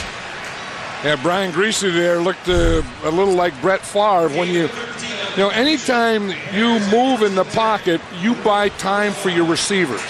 And you let them get open on those deep outs and those deeper patterns because, again, the timing routes, the 3-step drop, that's all going to be shorter step.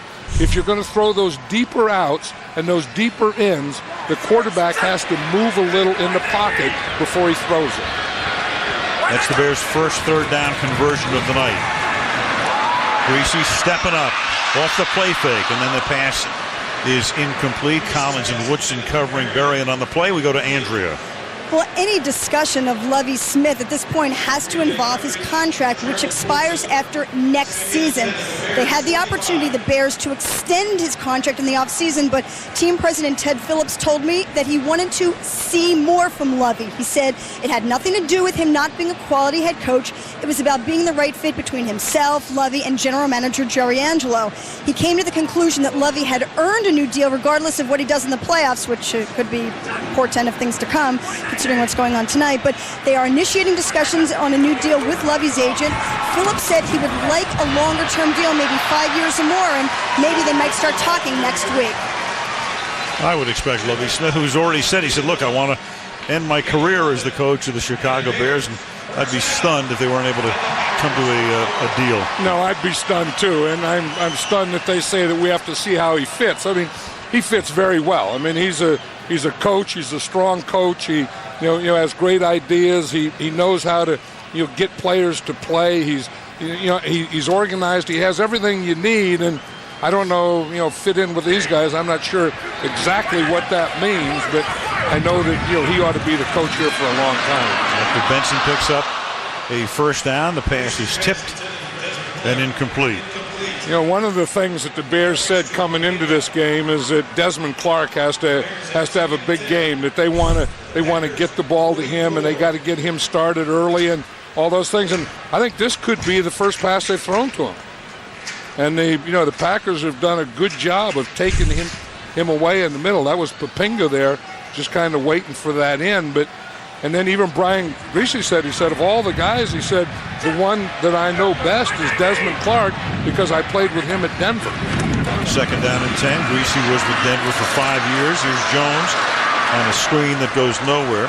One thing about Brian, he's been around 5 years in Denver, then to Miami for 1 season, to Tampa Bay for 2. Of course, the son of the Hall of Famer, Bob Griese. And Brian was the guy who had to succeed Elway, so you had those expectations. And, he's had a nice career, but as we said before, has not played in a postseason game in the 8 years in the league. And he was telling me the other day how tough this is being a backup and, getting ready every week to play and then not play and then have to come back and get ready again the next week and not play. He said it's been a very frustrating year for him. 3rd and 13. And that pass is knocked away. And that is Nick Collins, who has been all over the field tonight. Yeah, Griese didn't get a lot on that ball, and it stayed in the air too long. And if you leave a ball in the air that long, these safeties are going to get it. You see Collins is a deep guy here, and you see he's just sitting back there, and he's been doing a great job of it tonight, just sitting back there, reading the quarterback, watching his eyes, watching his movement, and then jumping on it.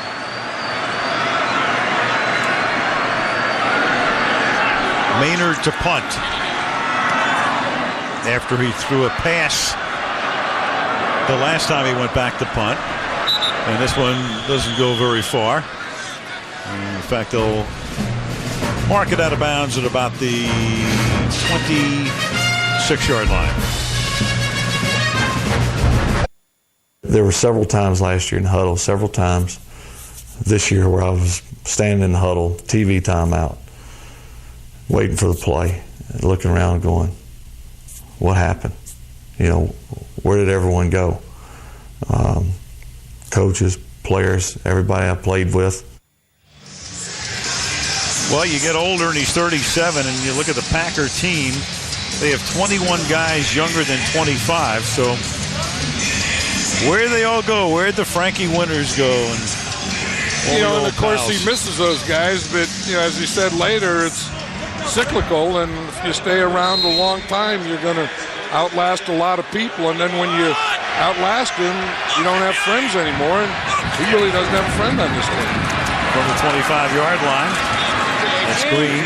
I mean, there's so much respect, obviously, and it's so funny because, the young guys come up and they know a little bit about history, but he said a couple of guys even come up to him and say, what was it like in the Ice Bowl? Well, it was 1967. Right, and they have no idea what he went through and how he played in the early years, and some of them don't remember his great years, his MVP years and Super Bowl years and all that. When I said friends, I didn't mean that they weren't friends, but I mean that he doesn't have anyone on the team that he hangs out with. Morency is going to cut it back.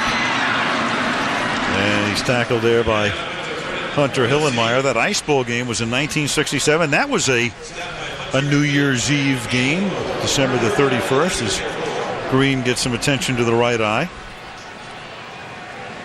Joe Montana played his last ever game on New Year's Eve in 1994, a wild card game for Kansas City against Miami. And the question, of course, is, will this be Brett's last game? Morency is going to be stopped a little short.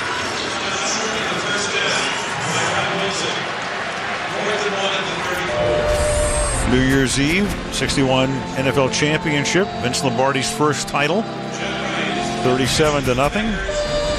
The Ice Bowl, they beat the Cowboys to advance to Super Bowl II, where they beat Oakland.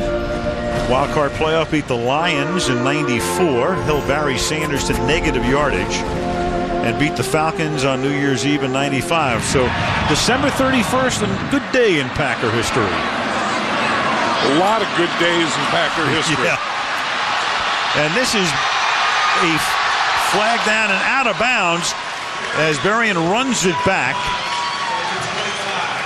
And he stepped out of bounds back at the 25-yard line. So the official dropped the beanbag there, and instead of having it near midfield, they'll take over at about the 25-yard line.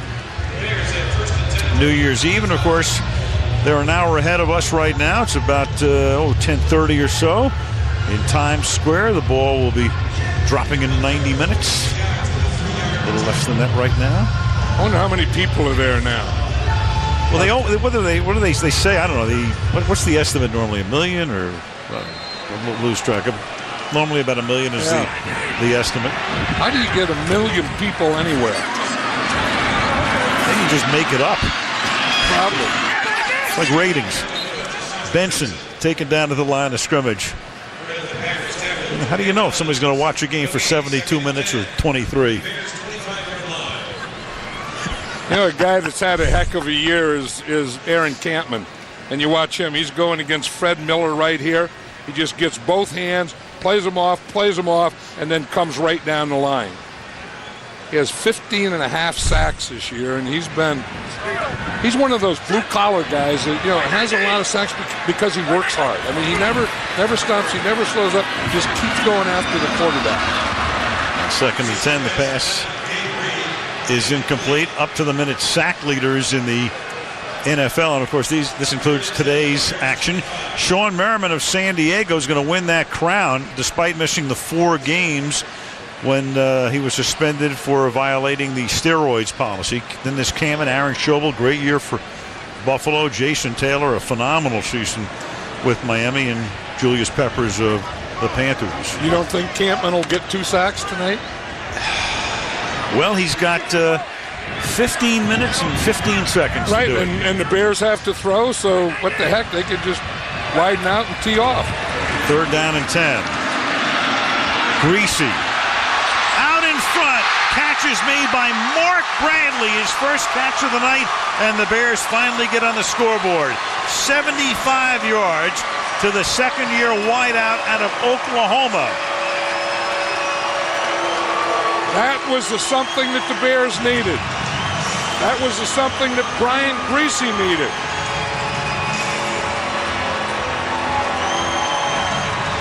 Mark Bradley looked right past Patrick Dendy. Marquette Manuel was also back there, and that's been one of the problems the Packers have had, and one of the things they talked about last night, we can't give up the big play. That's been one of the problems that Manuel's had, getting big plays in behind him. That time, Mark Bradley was wide open. He beat everything. It's the Bears' longest play of the season. Robbie Gould out of Maynard's hold for the extra point. Gould, the NFC Pro Bowl kicker. Tacks on point number 7. 34 seconds remaining in the 3rd. Now you're going to see number 43, Patrick Dandy, He is right here. He's the corner now. Now he thinks that he has help from the safety, from Manuel here, but they really they're both beaten here. You see here, what Manuel does is he goes underneath it, and you look at Patrick Dendy, he thinks that he has help inside, and he doesn't, and Mark Bradley just runs right by both of them, and Brian Greasy gets it out there perfectly. That's one of those things that should really never happen. I mean, you have a guy double teamed, you have him inside out, you have him deep, you have him short, and not only does he beat the outside guy, he also beats the inside guy.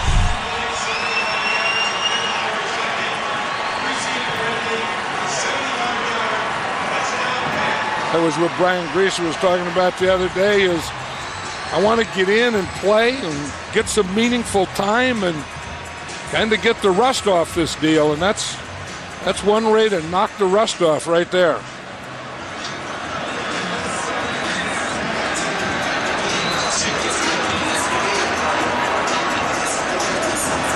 So 23-7, 34 seconds remaining in the period. Goal to kick off.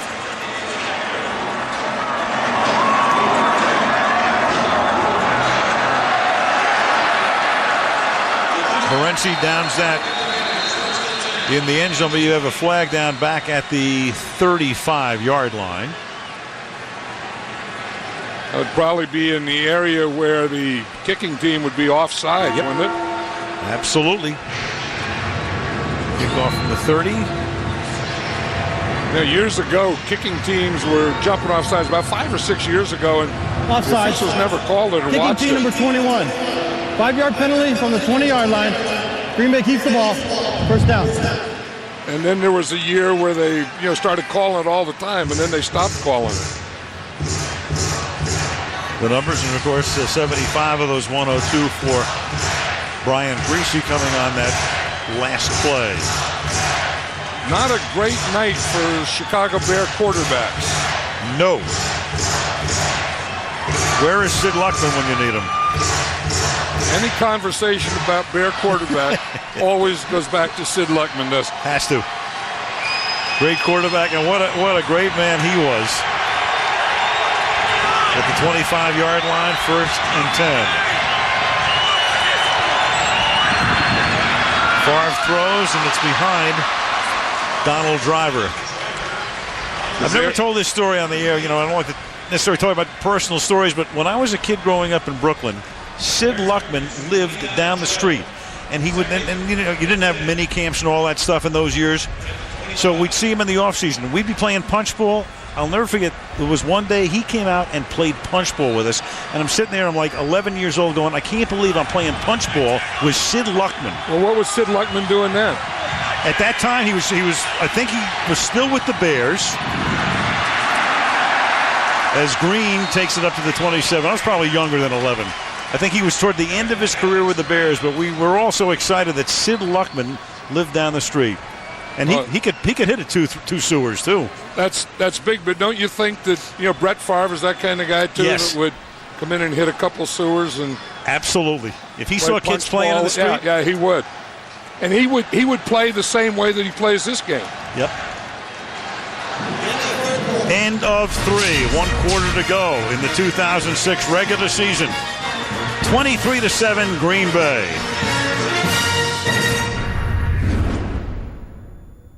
The men of... Well, as this season comes in for a landing, we'll be taking off for the playoffs next Saturday on NBC. Doubleheader. We'll start with Kansas City against Indianapolis. Tom Hammond and Chris Collinsworth will have the call. And then our crew will be in Seattle for Dallas against the Seahawks in the second game of the wild card doubleheader next Saturday on NBC. Favre throws. Catches made by Donald Driver. Up to the 35-yard line. And, of course, nobody knows the answer. Brett doesn't know the answer. So when somebody says to you they know what he's going to do next year, ask them to go pick the whole card at Santa Anita. As he said last night, I don't know. I'll make the decision. I will have it within the next couple of weeks. And Deanna said to him last night, when Brett said, here we go again, and she said, oh, no. Yeah, but I think they all enjoy it. I mean, I think, Brett's family enjoys it, and I think he really enjoys it. And like you say, we don't know, and maybe the answer is, maybe that's the answer. We don't know, but if I had to guess, I would guess he's back. No, it was just so funny because this morning we're saying we think he's going to retire. No, I know, but I'm You're just right. watching him play, and how can you play this well, and you got a bad ankle, you're going to have surgery tomorrow, but still play this well, have this much velocity on the ball. I remember thinking the same thing when Roger Clemens retired. I said, how can you throw a 100-mile-an-hour fastball and retire? Brett Favre throws a 100-mile-an-hour fastball. How can he retire? I don't think he can. And Clemens still hasn't retired. No. Oh, he has a couple times, but he's come back. 2nd and 10. Favre throws, incomplete. John, I was thinking, and we were talking about this the other day, the quarterbacks and the reasons they leave. I mean, Steve Young and Troy Aikman had to leave prematurely because of concussions. Dan Marino, it was a kind of an unceremonious ending there with Dan in Miami. Maybe he could have played another year or so. John Elway, of course, went out on the white horse, not only finally winning a Super Bowl, but winning 2 of them. I remember John Elway before that game telling me that he's retiring because his body tells you. He said, it's your body that tells you, not your mind. On 3rd and 10, that pass is caught as he finds Carlisle Holiday.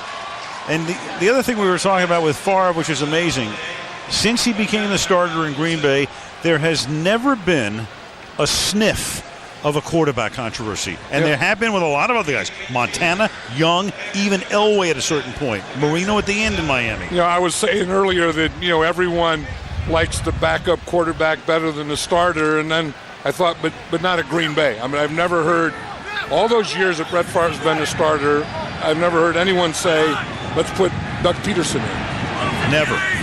He's had, what's amazing, Detmer or something. 19 backup quarterbacks for Brett Favre through the years. Caught by Donald Lee.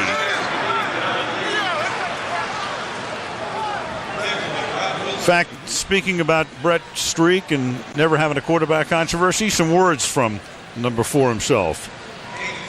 Not only did I overcome the physical part of it, but how did I play at a high enough level that they didn't say, you know what, we just had enough, we're playing someone else. And I know there was times where they thought about maybe playing someone, but I was good enough, long enough that they said, we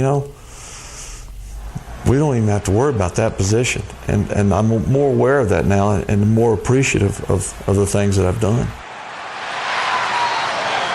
Out of the pocket he comes, and that's Cameron Worrell, who will knock him down and get credit for a sack. We were talking about how, he's going to have surgery tomorrow. And, so, like I said earlier, I think the fact that he's having surgery on his left ankle on New Year's Day, means something. That kind of hints that, he's thinking about coming back. 2nd and 11 at the 33.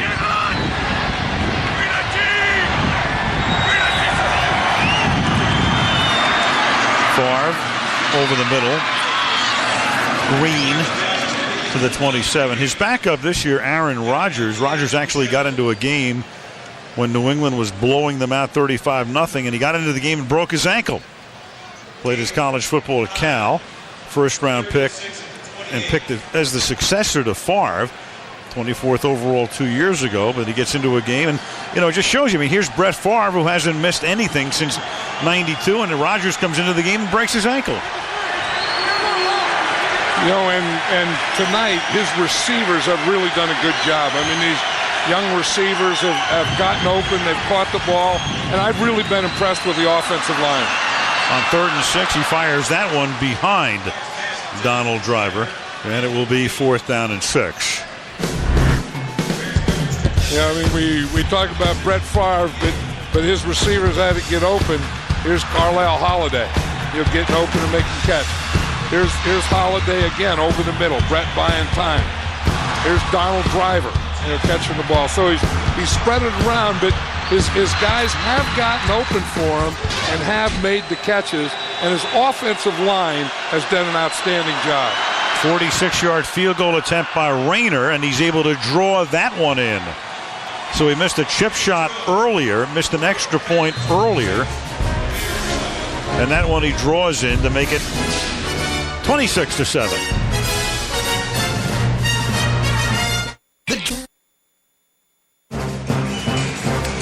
Sunday Night Football from Chicago being brought to you by Chevrolet, America's brand, Chevy and American Revolution. By Seductively Smooth new Heineken Premium Light. By Singular, raising the bar. And by Wendy's, do Wendy's new deluxe value meals, do what tastes right. We'll cruise down the Chicago River as 2007 approaches.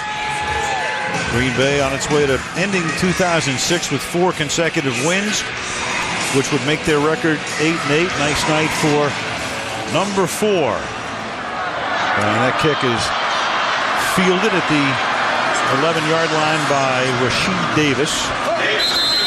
Up to the 32 on NBC. Next Saturday, a doubleheader, wild card doubleheader. The first game is going to be Kansas City at Indianapolis. Chris Collinsworth on your left is going to be calling that game with Tom Hammond. John and I will be doing Seattle against Dallas. And when the day began, Chris, what did you think the chances were you'd be doing the Kansas City game next Saturday?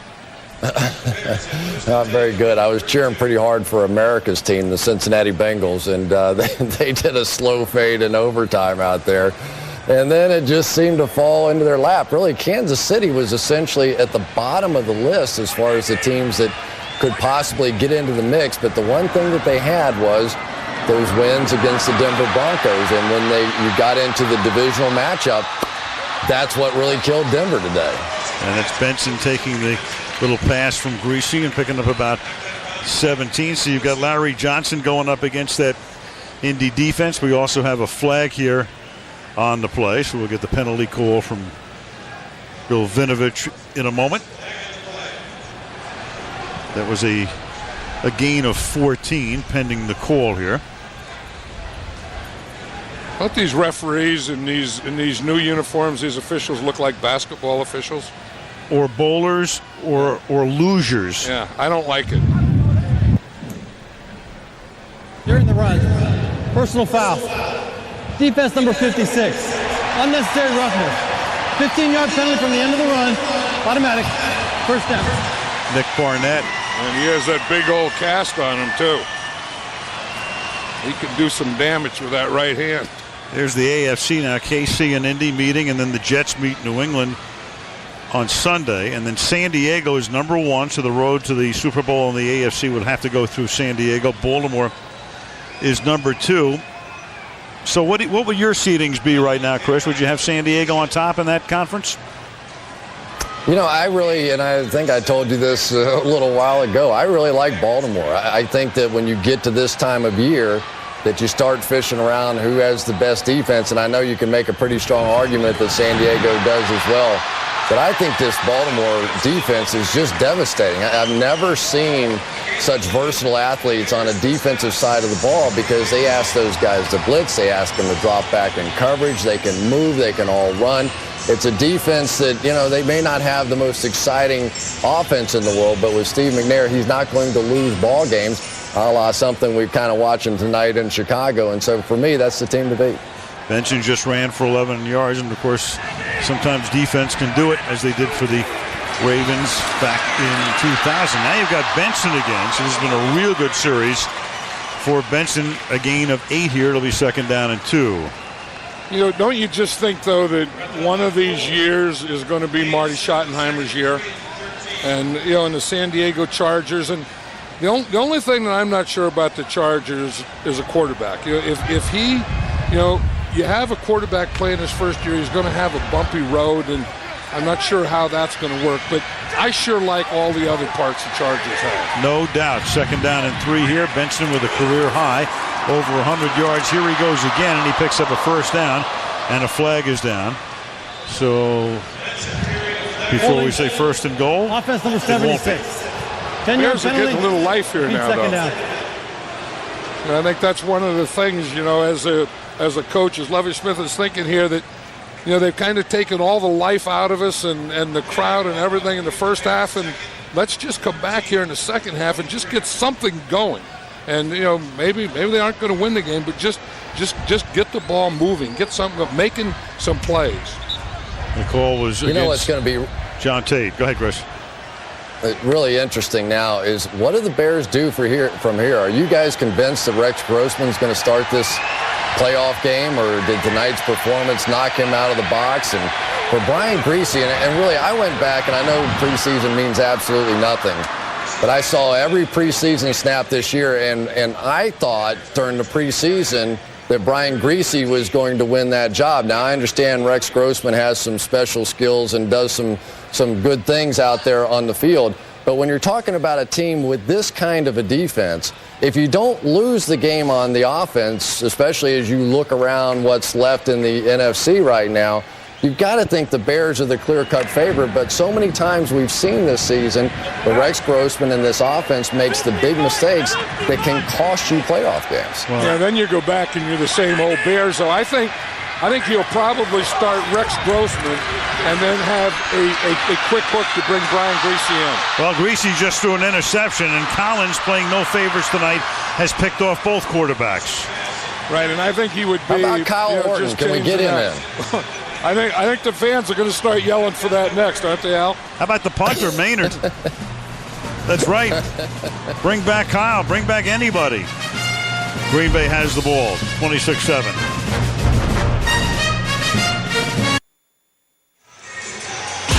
Next Sunday, it's the premiere of The Apprentice LA. East Coast business meets West Coast style. New faces, new twists. The ultimate job interview next Sunday right here on NBC. Some fireworks out on the lakefront in about 2 hours and 5 minutes or so. First down and 10. And they're great fireworks, too, Alec. I can see them from my room. This is green. It's the best place to see them from, I'm convinced. Right, it is. Stay warm. Enjoy a beverage. Watch the fireworks. 2nd and 1. Chris, I went in last night before I talked to Brett Favre, and I thought that he was going to come back. I was sure that he was, and you just talked to him last week and did their game, and probably had the same feeling. And after I talked to him last night, I thought that he may be retiring. And then as I watch him tonight, I don't see how he could retire. Yeah, I agree with you. And to some extent, the pressure in my mind is really on this Green Bay Packers organization. If they're serious about winning next year, if they go out and sign guys that are short-term fixes as opposed to guys that are going to benefit the franchise 2, 3, 4 years from now, with the way that this team has played down the stretch, don't forget this was the next team in the playoffs. They were next in line and got really close to coming all the way back and making the playoffs this season. So maybe this little run that they've had towards the end of the season is going to say to management, we've got a lot of room under the cap. I think it's like $28 million to spend. Why not go out and sign some short-term fixes? Let's take a shot with Brett Favre. Because let's be honest, once you change quarterbacks, you're going to be in for an extended run of trying to redevelop this football team. And the other thing, I think it was Ted Thompson brought it up, that having Brett Favre on your team, in your organization, will help you get free agents. Not having Brett Favre, it would be tough to bring an offensive free agent in, and that's what they have to do. I agree with you. Last year, they got Woodson, they got Pickett on defense, AJ, on the #1 draft choice. And this year, this offseason, if they keep him, they're going to have to spend some time and money and get some offensive players. Green gets wrestled back here. Excuse me, I was just going to say, what do you think is going to happen with Amon Green and the whole running back situation? I know his contract deal is up as well, and that's sort of an interesting call as to whether or not the Green Bay Packers bring him back. It's probably how healthy they think he is. I think that's one of the things they need. They need a running back, definitely a tight end, and they need maybe 2 more wide receivers. And I think they've done a good job playing these young offensive linemen, and I think they're going to be okay. I tell you, the other thing that I've seen is I think this improved defense has really been the story of the last month or so. They were pretty bad early on, but they do such a great job with man coverage schemes, and we've seen some of it tonight. They've certainly made the Bears quarterbacks look bad no matter who they put in the ball game. But this is a defense, if they are that improved, and now you could go find, say, a Tony Gonzalez that Peter King was talking about tonight, to upgrade your offense and to give some stability to that passing game. You know, how far away are the Green Bay Packers? We've seen other teams in a season turn it around, a la the New Orleans Saints this year. No, that's right. And then, you know, they moved Cullen Jenkins to right end. I think that really helped their defensive line. And last night when we were talking to Mike McCarthy, he said to win this game, our defensive line has to win that battle with their offensive line, and they have tonight. You know, I really only have one other question, and that's for Al. Will you please explain to America what punch ball is? Are you kidding me, Chris? Well, that's right. You're a Florida kid, right? I don't know punch ball. I don't know punch ball. Is played with it's a little rubber ball, which is Spalding used to make it, but you'd call it a Spalding, and it was like a handball, a little bit bigger, and it was like played with like baseball, but you'd have to play it on the street. And two sewers was two manhole covers. So if you could punch it two manhole covers, you were a stud. What'd you punch it with? Your hand. Oh, you throw it up and just punch it. Oh. Well, see, John didn't know what it was. I didn't know. John's a California guy. Come on, this is Brooklyn, like stoop ball and punch ball and stick ball. They don't have sewers out in California? Oh, yeah, no, good sewer. Big storm drains. But I was never the guy that ran to the sewer, Chris. I was always the guy that blocked for the guys that ran to the sewer. Hey, Chris. You were the sewer goalie? No, I was a snapper. I was a center. You just stay in and block. Stayed in and blocked all my life. Chris, get some sleep. You haven't had a day off since July. I can't wait for the playoffs next week. That's going to be fun. That'll be fun. Have a good trip to Indy. Chris Collinsworth joining us from the studio in New York as this one winds down, and this is Morency breaking a tackle, but not a second one, as Dante Wesley comes up to stop him. You know, John, talking about Favre, and will they, as you look at Times Square, under an hour to the New Year in the Eastern time zone, and Chris talking about, you know, if you go out and you take a shot and you bring in those free agents, the thing is that's different than last year. Favre didn't have to make his decision and didn't until April when the free agency period already started. Now he's, in effect, told them, I'm going to tell you in the next couple of weeks. Yeah, but, you know, he has more answers now. Last year, he didn't know who the coach was going to be, who the players were going to be, who the assistant coaches. Now, you know, he knows who's going to be around him. And then, like I said, I think they have to help him a little offensively. Rouvel Martin has had a nice night tonight. He's caught 6 passes for 109 yards. You know, I'm impressed with all these receivers tonight because, you know, they had a problem where they were dropping the ball and they weren't going to right places, and now it looks like they're all in the right places, but they're really making some great catches for Brett Favre tonight. And that's what I said. I mean, we've been talking about Brett Favre, but in addition to that, his wide receivers have done a very good job. And this group here, this offensive line, I think has been outstanding. 3rd and 2. Out in the flat, Henderson. And a penalty.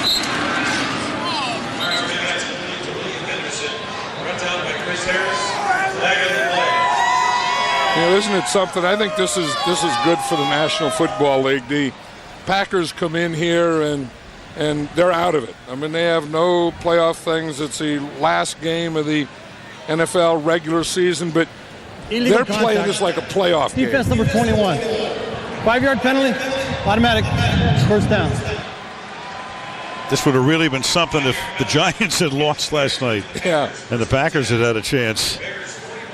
And they'd be playing for the playoffs, but like Mike McCarthy said, that, you know, I didn't want to make that a playoff game. I didn't want to, because, you know, if the Giants did win, if we didn't have a chance, I didn't want, you know, any excuse for a letdown. And I think that was a smart approach. You know, that come in, it's a football game, it's a division game, it's a rivalry game, and if there's a game, there's only one way to play it. Let's go out and do that. A little bit of symmetry in the Packer season. They open up losing 26-0, and they're closing leading 26-7 with a little more than 3.5 to play. Amon Green tonight, 21 carries, 71 yards. You know, one thing, you know, as a coach and as a player, whenever you have a bad game, you always want to get right back and play another one. And I think this having the extra week off is going to be tough for the Bears, because this one is going to leave a taste in their mouth that they have to taste all next week and the week after that. Absolutely. And then read about it and hear about it for the fortnight too. This is Martin picking up the first down. I mean, this is a story that is just going to get written and talked about all day, every day between now and that first playoff game. Packers tonight. Favre, a 285-yard evening. Green with 21 carries, so he's 3 carries shy of Jim Taylor's all-time Packer record, and he is about 46 yards shy of Taylor's all-time rushing mark. And Donald Driver tonight, 3 catches and 1 touchdown. Morency to the 24. So we're wrapping it up. Our first year over at NBC with Fred Godelli, our producer, Drew Esikoff, our director. Brought our guys over, George Hill and Malibu Kelly Hayes, and great technical crew. Melissa Horton up here with us as well. Dick Ebersol, the Major Domo. Tons of fun. Good time had by all. It's been great. 26-7 at the 2-minute warning. New Year's Eve with Carson Daly coming up next, except on the West Coast, where I assume you'll see it in pattern 3 hours later. But 53 minutes and 14 seconds to New Year's in the Eastern time zone. 2nd down and 7 at the 25-yard line. Morency. And the backup to Green is out of bounds at the 10-yard line. John, for what it's worth, during that 2-minute break, Brett Favre was shaking a lot of hands out on the field. Yeah, he was. And, you know, you don't know, was that handshaking, good game, great effort, or was that handshaking, you're making this last one a good one? Meanwhile, Ingle Martin's going to come into the game, and Brett Favre is going to get carried off the field by Donald Driver. And Deanna and Brittany, his daughter, and well, we don't know. We don't know. He'll talk to Andrea after the game. We'll get a final word from him.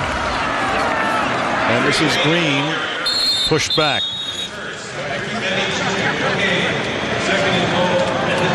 I'll tell you, he's getting and doing a lot of hugging, and I know that you think that this could very well be his last game, and the way he's acting and reacting here, I can see what you mean. Yeah, I'm going 65-35 he retires.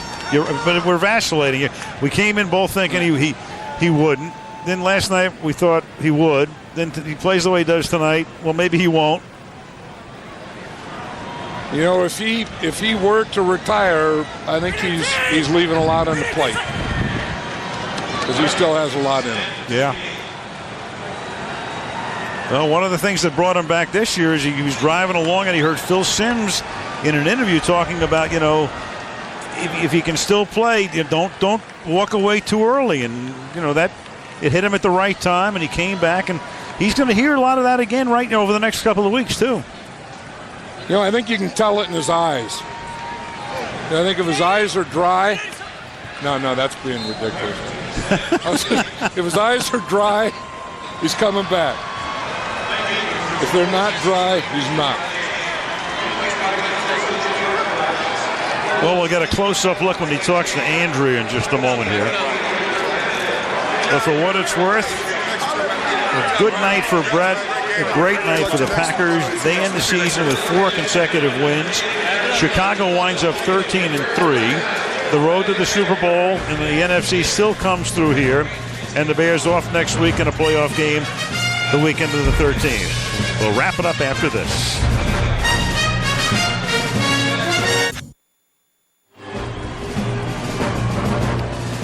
Packers win at 26-7. There are Brett's numbers through 16 seasons, 237 starts, consecutive 147 wins, tied for second all-time, number one in completions, second in attempts, second to Marino in TD passes, second to Blanda in interceptions. Goes out a winner tonight, at least for this season. He'll talk with Andrea Kremer when we come back to Chicago.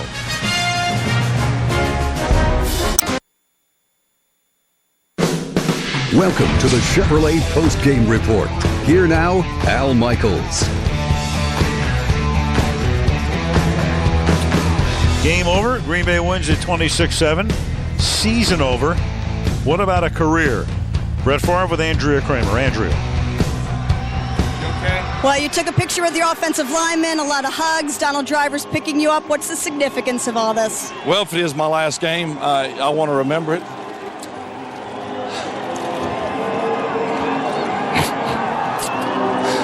Tough.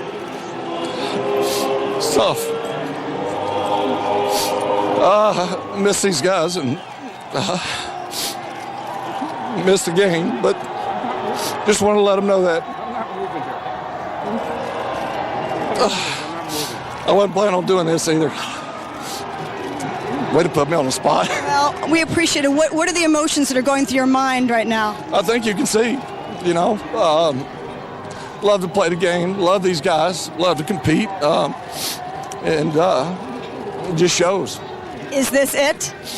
We'll see. I don't want to say anything right now. When do you think you'll make your decision? Soon. Probably in the next couple of weeks. So. What does the performance like tonight do for your decision-making process? Well, it makes it harder. I'm not going to lie to you. It kind of reassures me that I can play. But, we needed to win like this. This team did. It was gratifying for me. But I always felt like I could still play anyway. But it's reassuring. Any other factors? What factors will go into this decision for you? I'll discuss it with my family, but ultimately it's my decision. What I'm willing to put myself through in order to play or not to play. And the 3 hours on Sunday are easy. It's the time you put in during the week in the off season. And where my family is, we have a daughter graduating high school who's going to be going to college, and we have another one who'll be in the third grade next year. So, Brittany and Breeley. And I need to spend some time with them as well. What are your final thoughts if this is it? Well, what a great way to go out. Chicago's a great football team. I know that they probably had their thoughts and minds were focused on the playoffs, but what a great way to go out against a great football team. And we've had some success here in the past, but I wasn't too optimistic. But here we are. With a win. I wish them the best of luck, but for us it was a great win, and I couldn't ask for a better way to go out. Thank you very much for your time. Classy gentlemen as always. Thank you.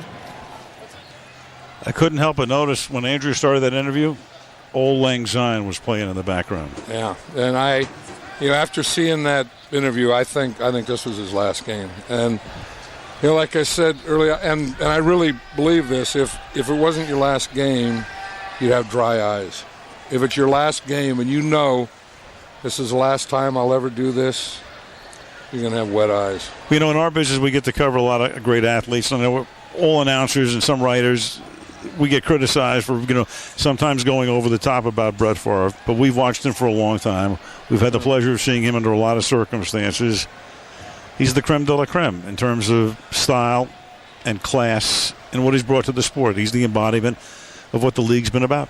And he's always been the same, and to play 16 years, to have that streak and never miss a game. You realize, how tough this game is and how physical it is and how tough the quarterback position is, and that's a guy you're always going after and you're trying to hit. This guy's played every game. Every game. And played it at such a high level, and and as you say, maybe you do get criticized, too much Brett Favre, but He deserves it. He's earned it. Absolutely. And you know what? We're going to put him on the top of the rock. Not only for tonight, but as a Lifetime Achievement Award as well. What a perfect way to end the 2006 season with number 4 at the top of the rock. So Brett Favre is there. The season is over. The playoffs begin next week. Green Bay wins it 26-7. Carson Daly, New Year's Eve from Times Square, coming up in a little more than 40 minutes. And a wild card doubleheader coming your way. Kansas City against Indianapolis, followed by Dallas at Seattle, beginning at 4:30 Eastern Time next Saturday here on NBC. Until then, Al Michaels, John Madden, Andrea Kremer, our entire NBC Sports crew wishing you a Happy New Year from Chicago.